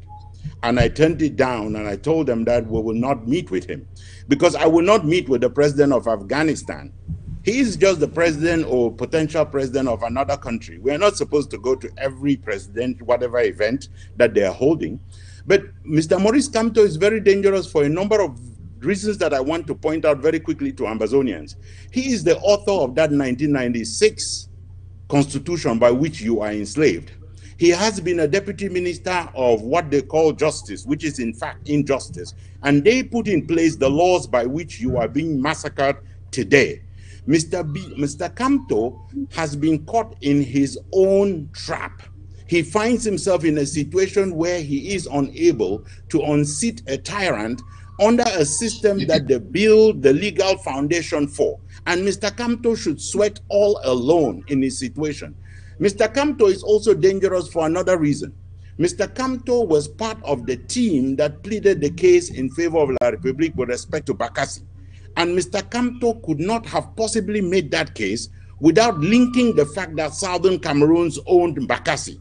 And so Mr. Kamto knows the origins of this story. He is a brilliant scholar of law compared to Mr. Biya, who needed an additional year to finish his law degree. He is a brilliant man, so he knows what he is doing. And because of that, he is a very, very dangerous man. And Ambazonians should not approach him. Unfortunately, he is not alone. There are other mechanisms out there now, including a so-called dialogue and consultation and negotiation platform that is built by federalists, by unionists who are inviting Ambazonians to go to their thing, including an Africa forum that's inviting Ambazonians to go to their thing. Do not attend these things. This guy is trying to build legitimacy for himself. And I know because, you know, when I worked for Mr. Frundi, in the lead up to the 1992 presidential election, and I traveled with him around the world when he had to go around the world canvassing support after the election had been stolen. And we had proof that the election was stolen. Mr. Kamto doesn't have proof that his election was stolen. The point that we had proof was such that the world reacted with shutting down aid to Mr. Biya's government. The EU closed down their mission. The USAID closed down their mission. And we showed up in the United States the same way with plenty of legitimacy. But this is a film that Ambazonians have seen before. The world will go quiet on Mr. Kamto, and Mr. Kamto knows that he does not have the grassroots movement that he needed to run in local and legislative elections. So he's going around now trying to tell the French, I am the next in line, you should pick me. Well, they can pick him all they want. Ambazonians, focus on your revolution. Let the snake go by. Okay. All right. Thank you, Barrister. And so please, briefly, let's round this topic up. I want to open the phones and take 1 or 2 or 3 questions before we call it a day. Barrister, and so please. Yeah, very quickly, Chris. I know Kamto very well. I have met him. I met him in detention. I met him in the GSO and in the Kondenge prison. Now listen to me very carefully. Some of us think that enablers, most of the enablers are on ground zero. We have a lot of enablers even right here with us. I live in the Maryland area, and I'm saying this is a warning. Some of us have taken upon ourselves. We will be monitoring anybody. We will know those who will go to meet Mr. Kamto. Like my dear comrade Bo Herbert has just said, is a very dangerous intellectual. Mr. Kamto is a very dangerous intellectual and he's our enemy. He has declared against us.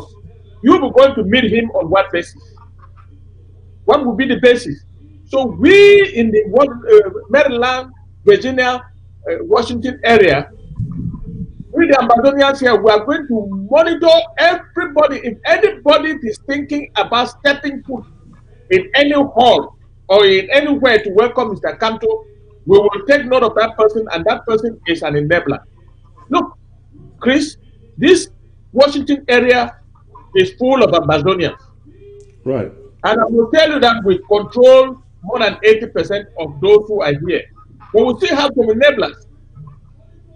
We will make sure this is the time for us to definitely separate between the Amazonians who are committed to this fight and the enablers right here among us. Mr. Kamto is dangerous, and I'm telling my brothers and sisters in the Washington metropolis that nobody should go near those people. They are very dangerous people. They are our enemies. If you don't know your enemy, then you are doomed. Barrister Valentine, do you have the same message for Amazonians in the DC area? The message I have regarding the package that Kamto is bringing is that, like Barrister Mfruso has said, and like Bo Hebert said, Kamto plays the game of being like a cunning snake. Because I'll ask myself a few questions here. He's somebody of jurisprudence, and the truth under the law is indivisible. You can tap dance around it, but it is indivisible. And Kamto does not treat the truth as the truth. He kind of blurs the truth.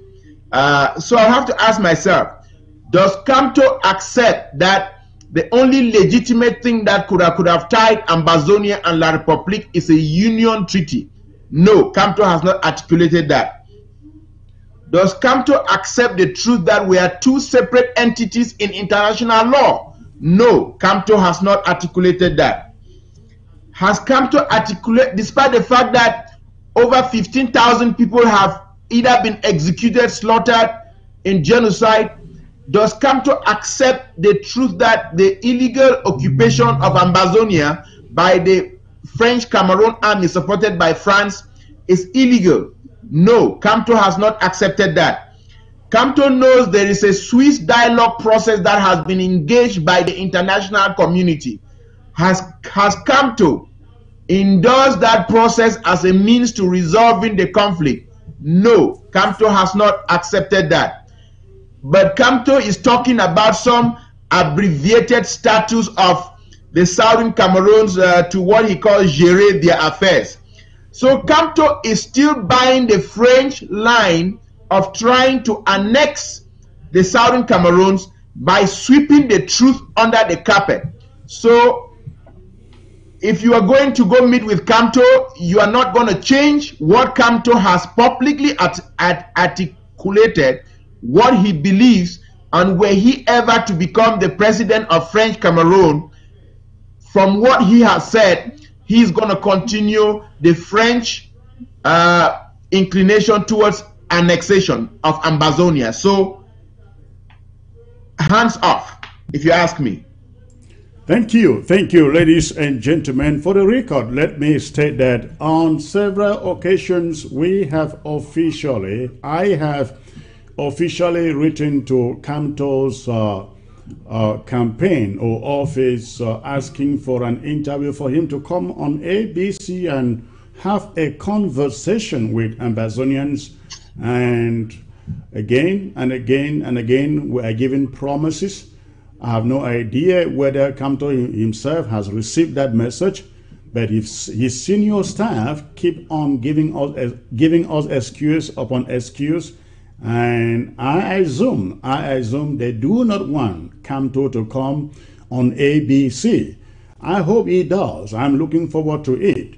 Ladies and gentlemen, we have discussed so much here, and I will open the phone lines. Let's take a few questions from Ambazonians who are watching and listening to us. Especially, I would love to take quite a number of questions from those who are watching from Ground Zero. So Ground Zero, please, you have the phone number, the regular phone number. Go ahead and make your phone call.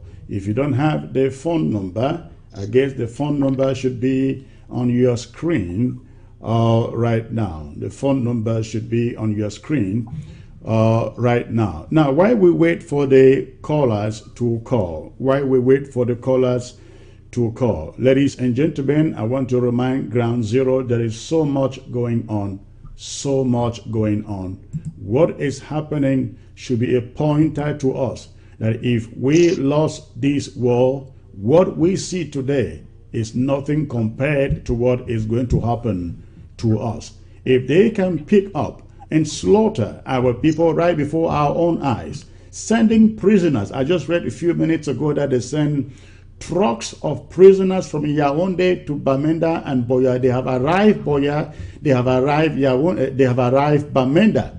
What they are planning to do is get these prisoners stand on a long queue on Sunday at the election station, nicely dressed and looking clean, and CRTV cameras will come around and take those footages, beam them across the world and tell the international community, see the way Ambazonians came out to vote? Look at Ambazonians. They are still with us. We should not be fooled. Please stay in your home. Let me take this first caller here.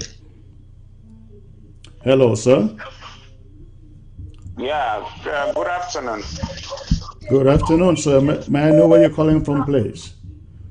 Yeah, I'm calling from DC, Delhi. Okay, what is the question or the contribution, sir? Yeah, my contribution is just to thank our panelists. I want to thank you, Secretary Chris, for the great job you are doing. And I want to tell our people that this is what we call collaboration. Because collaboration do not mean that collaboration means that at least you start by talking with people, you disagree with somebody's view and agree. I have seen how you people have disagree in the studio and agree on something. Boy is saying his own, another person is saying his own, but you guys are talking together. This is what our people want. I want to encourage you guys to continue with this line of thought so that we will move together to Boya. I want to thank them also that they have done a great job. Thank you very much, guys. Thank you for the call. Thank you for the call. Let me take the next caller from Ground Zero. That was a comment, so I don't need any response. Hello. Hello. I think this is a bad connection. Let me see who else is calling. Hello. Hello. Hello. Can you turn down the volume of your set, please, and focus on your phone? Hello. Yes, please. I can hear you. Can you turn down the volume of your set and focus on the phone? Yes, Secretary Chris. All right. Where are you calling in from, sir? I'm calling in from Canada. All right. And what is the question or the contribution? Okay. My contribution is I want to first of all start by thanking the panelists. It was a wonderful day, and I really enjoyed their elaboration. So for the lockdown, it's clear that our people are ready already for the lockdown. But the thing that I really want to specify on is about Kamto. Kamto is a dangerous player. He does not sympathize with the Ambazonia, and Ambazonia should be very, very conscious that he was the one that orchestrated the issue of special statute. And now that they put it in, he is trying now to change and call some kind of federation that he himself is not willing to even explain the kind of thing that he wants for Ambazonia. So, for my opinion, Kamto can be worse than Pobia. They are the birds of same feather. So Ambazonia should stay away from Kamto. We have asked him two questions. Does Kamto consider Ambazonia as a people? If if we are a people, do we deserve the right of self-determination under international law? I have seen him to be worse than Pobia. So Amazonia should stay away from him. All right, so all that's right. My thank you for making the point. I want to believe that was a comment. We won't waste time trying to add anything to it, but let's go on to more calls. Hello, sir. Hello. Hello. Yeah, hello. Hello. Hello. I can hear you, sir. Go ahead. Go on. Where are you calling from, please? Yeah. I'm calling from Arizona, and I'm following the program. I would like to chip in 1 or 2 comments. All right. You have 50 seconds. Go on, please. Okay. Yes. I want to thank all the panelists, including Boycott. I respect him. I respect Barrister Fru, and I respect the doctor. I respect Chris Anu, and I want to thank you that you're doing a very good job. Keep on what you're doing. We are all about behind you guys. And I just wish to say what is happening in Amazonia has been planned all along, including Kamto himself when he was working with the government. So Kamto, as we have all agreed, he is a dangerous player. We are all against him. We are not with him, and we will never be part of him because he has his own country he's fighting for. We have our own country we are fighting for. Thank you. Thank you for being precise. All right, let's get to the next caller. Hello, sir. Hello. I think this is a bad connection. All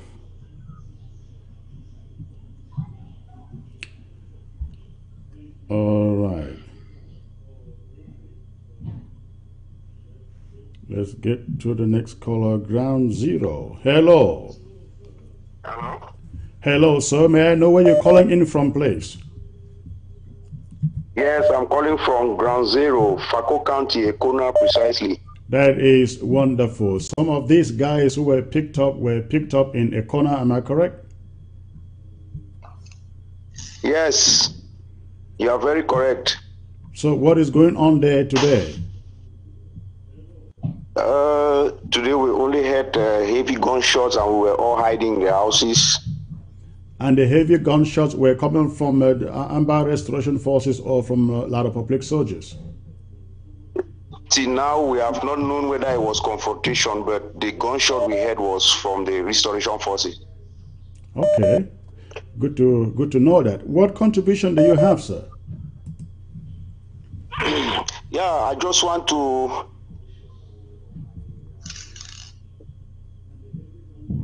No, the gunshot was from the soldiers. So okay. It was really heavy. So till now, we don't know whether it was confrontation. All right. Thanks for that information. What is your contribution or question to the show?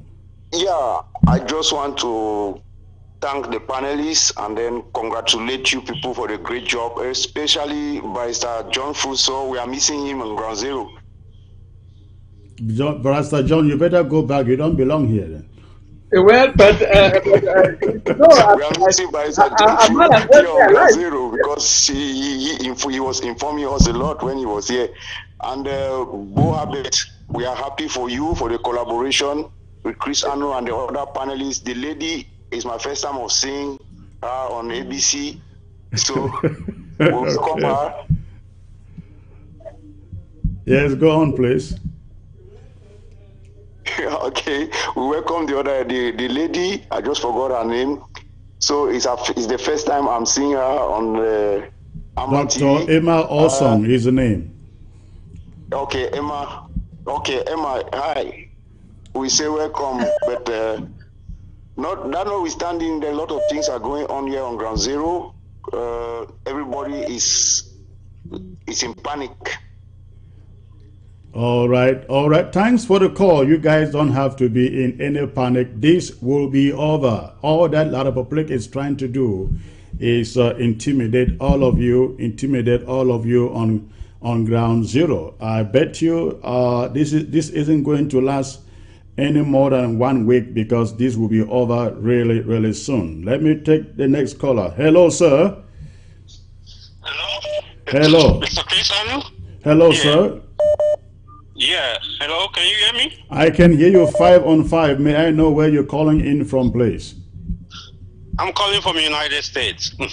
Okay, and what is your question or contribution? You have 60 seconds, sir. Yeah, thank you, Mr. Chris Anu. I'm very happy to see you guys all together collaborating. And my question goes to Doomphone Boycott. I like the way he put things together. I want to ask him that the way you guys are sitting over there and talking, it looks like the collaboration is really good. I'm not talking about Camto right now. I'm trying to ask him that will he be the one to put Ayabacho like this together, and you guys talk together, and bring him on the panel one day, and you guys talk together as you are talking right now? Can he make it possible? Because I never hear him criticizing Cho Ayawa for what he is doing. But I want Doomphone Boycott to look after this matter himself, to bring Ayabacho in the panel and let's hear him talk. Can he be able to do that? That's my question. Okay, thanks for the question. Thanks for the question. Doomphone, you have a homework to do. Can you answer this question first, please? That is not a question. That's an order. Thank you. That's an order. Okay. Yes. But to the other point, I really do criticize everyone when I have a point to criticize. I think we should not criticize for criticism's sake.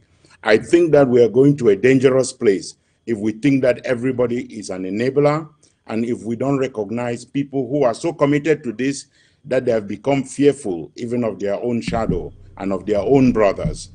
We will get to a point, and I hope that it is soon, not later, where all of us can come together. This matter is not about us dissolving our groups, and that is the point. Cho Ayaba should be able to run AGOV-C without a problem and the ADF without a problem, but we should still be able to speak together.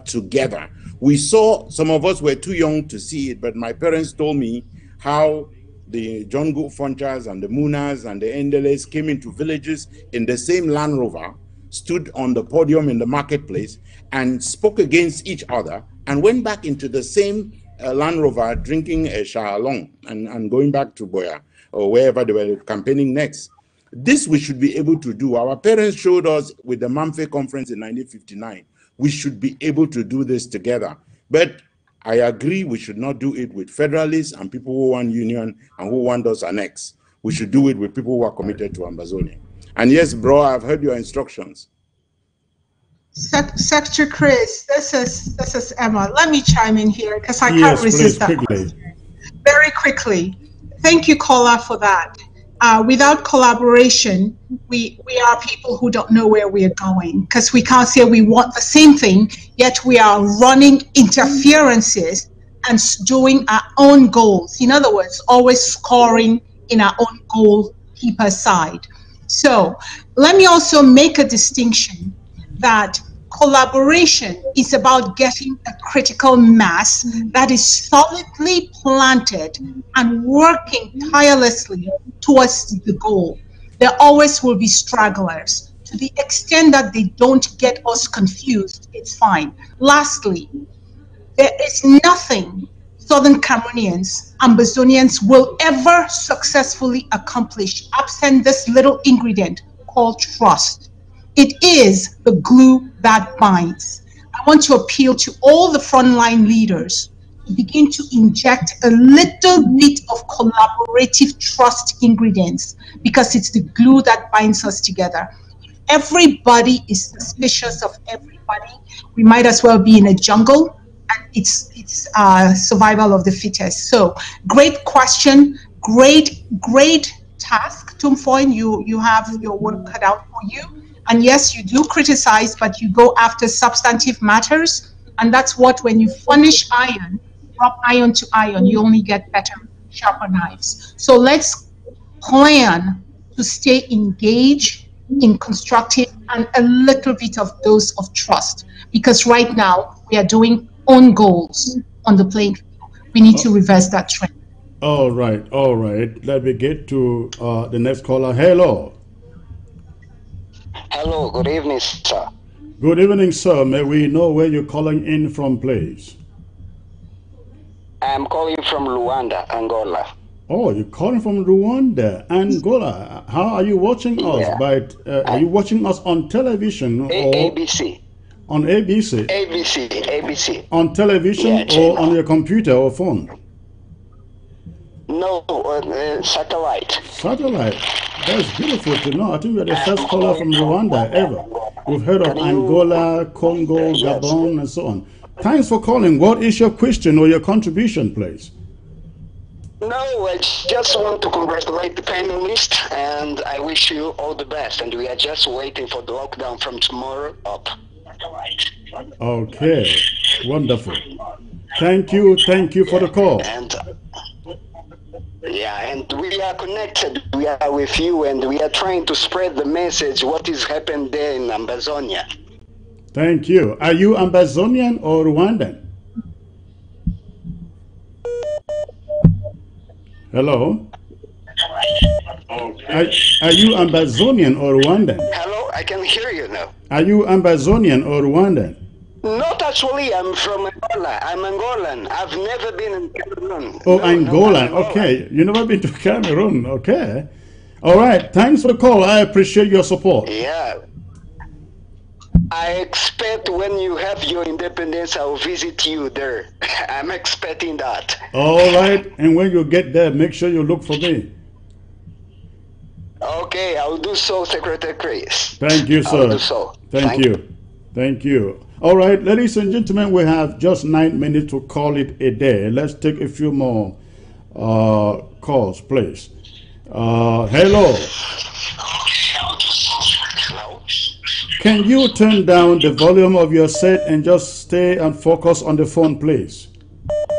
I'm completely off my set. All right, I can hear you clearly now. Go ahead. Where are you calling from? I'm calling from Michigan. Chris, I just want to plead with your panel, and every time that you guys come online, whether it's SCBC, the site Ambazonia Genocide Library, please tell your panelists, everybody, to use that site. There's an article there now about General Aga, which needs to go to every senator, to every congressman. Before calling you, I just got information that a young man, a bike rider, was killed at my Fonquen for mistakenly driving past while La Republic was hoisting the flag. Can you imagine? His name is Funui Anted. You can just imagine just how much our lives are worthless as British Cameroonians. Please tell your panelists, everybody, go to Ambazonia Genocide Library. There's something for you to tweet to any congressman, to anybody around the world. That site is for all Ambazonians. Thank you very much, and I want to thank Mr. Bo Herbert. I follow him on Twitter. I just retweeted what he just tweeted about the fake or CPDM guys trying to claim that, oh, we're stopping people from voting. So I appreciate you. I appreciate all Ambazonians. Use that site to the maximum. Thank you very much. Okay, thank you, sir. Thank you. You do a great work on that site. I think it will be, at the end of the day, a great resource website for Ambazonia. The website again is ambazoniagenocidellibrary.com. ambazoniagenocidellibrary.com. That is the name of the website. Let me get to ground zero. Hello. Hello. This is a bad network. Let's get to the next caller, Steve from ground zero. Hello. Hello. Hello. Hello. Good evening, ma'am. May I know where you're calling in from? I can hear you. Go on, please. Yes, Chris, good evening. Good evening. Good evening. Where are you calling in from? What zone? What county? I'm calling from Ground Zero, Moyoka County. Okay. And what is your contribution or question? Moyoka County. Thanks for calling. What is your question or contribution? 1 minute.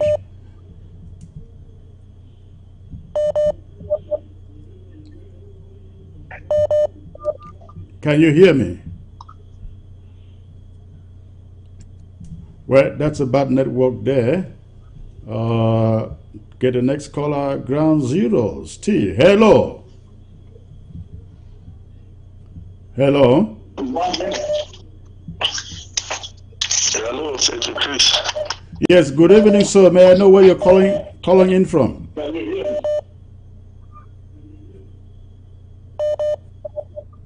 Again, it's a bad network. Take this last call. I hope it works. Hello. Hello. It's a bad network.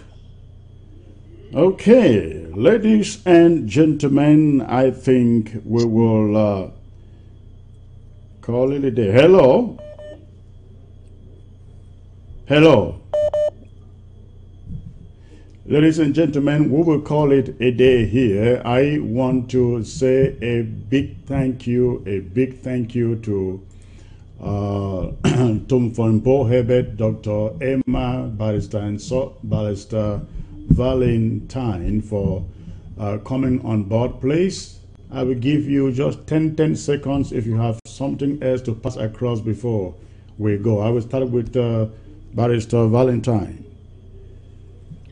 I just want to say, just like the foundation of the individuals in a family are the strength of the family, the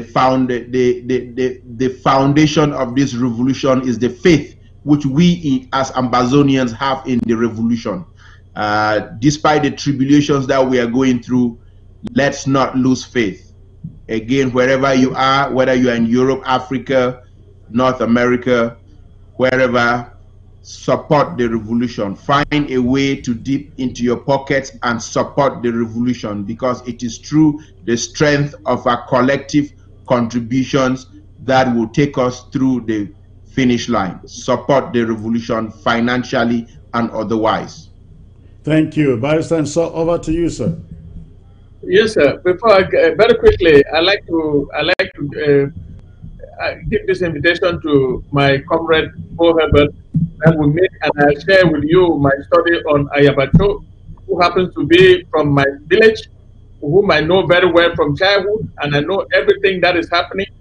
And I think that I have done a detailed study about it. I want to share with you, Bo, before you carry on your assignment that you have just received. I want to support what my dear colleague Barrister Ghana has just said about funding the revolution. We must continue to fund this revolution, otherwise we are finished. This is our life wire. We have no choice but to fund.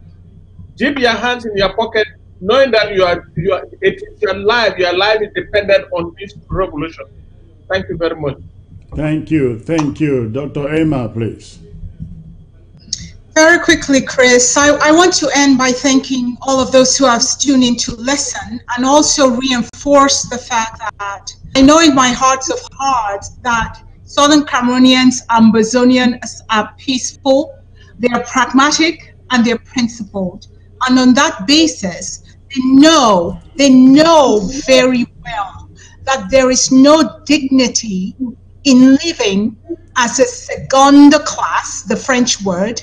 There is no dignity in always being handed something after you've been beaten down to a pulp. So I want to say that yes, we will give another resounding referendum that we have freely expressed our wishes to live free in our own territory. And I want to also end by saying, please do not relent. It's easy to play the game when you're outside. But we know our valiant brothers and sisters are doing all they can to defend the homeland. And that despite the divisions this past year, especially this past few months, please do not turn your guns on each other. Find a way to collaborate and talk through the problems. We have a common enemy, and that is to take the murderous forces of La Republique and put them across the Mungo. And again, every time I have a chance, I want to remind our brothers and sisters that the world is solidly behind us and has put their faith behind the peace initiative under the auspices of the government of Switzerland. And it is for us to push, to shame the world to bring La Republique to the table. We Ambazonians are on the table. We need all of our brothers to collaborate so the coalition of the willing can negotiate a permanent, lasting peace in the Gulf of Mexico. I thank you all again for allowing me to be here. Thank you, Dr. Emma Ntumfoy. You have the last word. Thank you, and I think my sister meant the Gulf of Guinea a moment ago because she ended up with the Gulf of Mexico. The Gulf of Guinea. Did I say Mexico? Yeah. Yes, She's the Gulf of Mexico, I guess. But great. So my message to you, my last one will be, yes, fund the revolution. If you live abroad, consider yourself Joseph in Egypt. It's time for your family back at home for you to support them and to become that Joseph for your people. Number two, build a barricade. It doesn't matter how small you are, erect a barricade. Stand guard over your restoration forces. They have been there for you. Make sure that you don't open up the way for them to be slaughtered. Do not give up a brother, no matter in which camp he fights. Do not turn your arms towards them. Do not accommodate the enablers and those who want us to continue to live under annexation. And do not give the international community, for those of you who live abroad, any rest at all. They must continue to hear from the people of Ambazonia, and they must continue to hear that we reaffirm our independence and that we do not intend to go anywhere. Do not go to the parties organized by those who are hoping to become the next Biya, like the Kamtos, because Mr. Biya has the credit of having even accepted that he was doing assimilation. Kamto has not even gone there. So my people, we are on our own. The world is in our support. It is time for us to show them that where we are going is a place where our people are doing it voluntarily. So cast a stone, communicate that result to the world. And if you need to cast the stone on La Republique soldiers to get them out of our land, please do. Arm yourself. Self-defense is a right. Don't let them fool you around. And just to say something about my brother Cho, he calls me a brother. I call him a brother. He visits with me at home when he comes here. I will do if I go to Norway, but I will take my assignment seriously. I think, yeah, I've got the difficult job here. So, but I thank the panelists and I thank everybody on Ground Zero who are hunkering down right now and are going to do a great job with La Republique, against La Republique. Thank you very much. Thank you, ladies and gentlemen. I want to appreciate you coming on board. It's been a long time, over 2 hours, I think about 2.5 hours right now, but we had a wonderful audience, especially on the social media. They kept on watching and listening. I want to say, just as Ntumfoy has said, ladies and gentlemen, Ambazonians, we need you to show your support for this war. Please, wherever you come from. Barrister Ghana also mentioned something, and I have seen him done it. He goes out, use his own initiative to raise funds for our restoration fighters. You don't have to wait until your county or your LGA calls for a fundraiser before you think of doing something for those restoration fighters. Please, let us all take our own initiatives, reach out there, and you can raise $500. It's a lot of money on Ground Zero. $2,000, it's a lot of money on Ground Zero. I know a lady in Atlanta who created a GoFundMe account just to raise money to send to Ground Zero. We can all do that. We don't have to wait until the interim government launches a fundraiser campaign, or until your county or LGA or maybe a frontline movement launches a fundraiser campaign. This is the moment we have to take up this responsibility at the individual level. We really appreciate that. This thing is about us. We will have, our action would have to determine whether we are free or not. Our own action. The international community is not going to free us, ladies and gentlemen. They will not free us. We will have to free ourselves. All they need to do is recognize our resolve, and our resolve is manifested in these fundraisers, in lockdowns, and an election like this one. Again, thank you so very much for tuning in. It was a pleasure to be here with you. Thank you, ladies and gentlemen, my panel, for being here. I look forward to being back here possibly on Saturday, by God's grace and His grace only. Good night. Hey now, take a step outside and seize the day now. Set aside your worries, it's okay now. The sun is here to stay.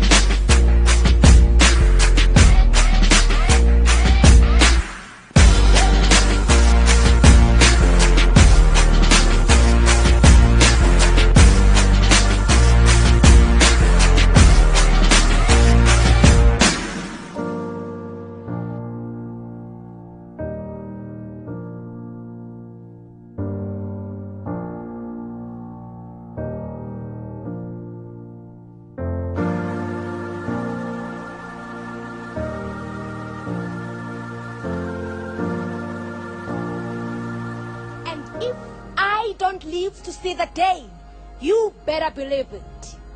I'll be there. This is my home, and I'm home to stay.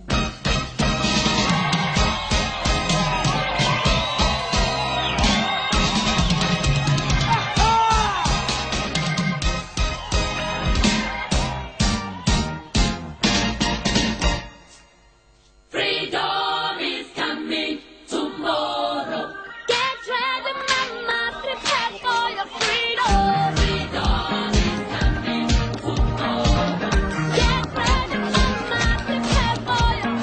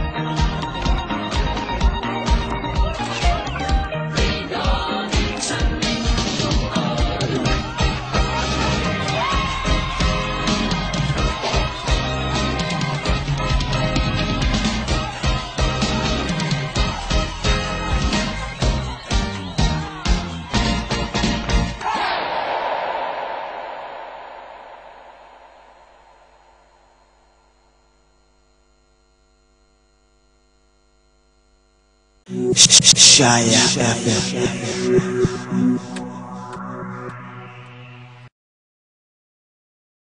And if I don't live to see the day, you better believe it. I'll be there. This is my home, and I'm home to stay.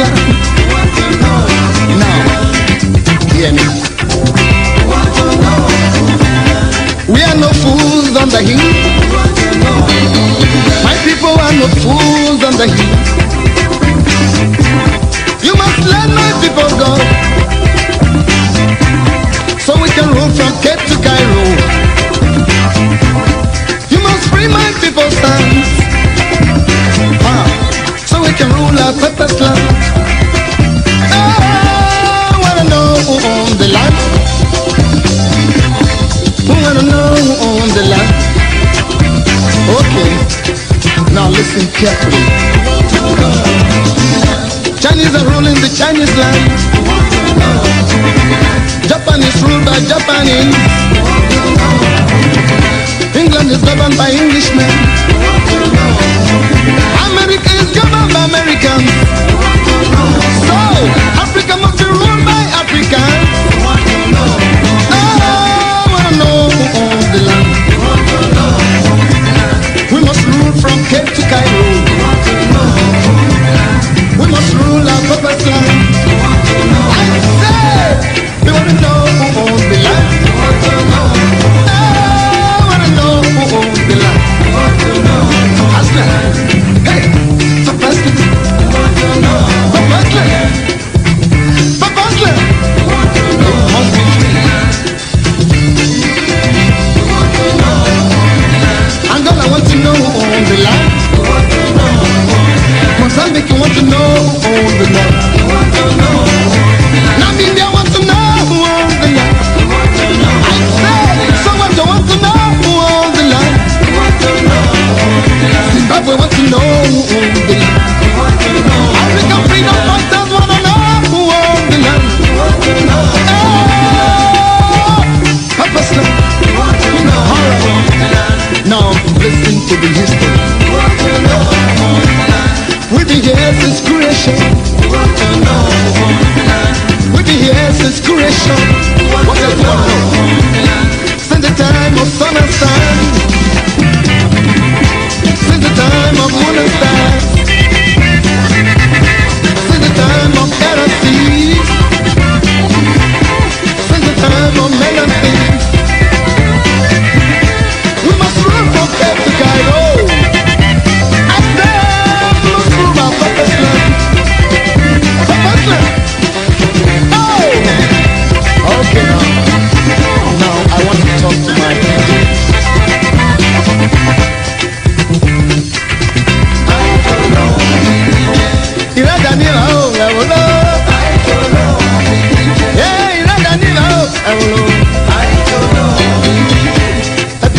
over than ever. Now we are the crossroad. On the Femo, Dambela. Bill over than ever. On the Femo, Dambela. Opalimu meya gbera baba. Opalimu Jesu yalaka. Opalimu Zizanya betonye. Omije. Omije. Ojemelo dem na bogise. Opalimu ojemelo dem na bogiso.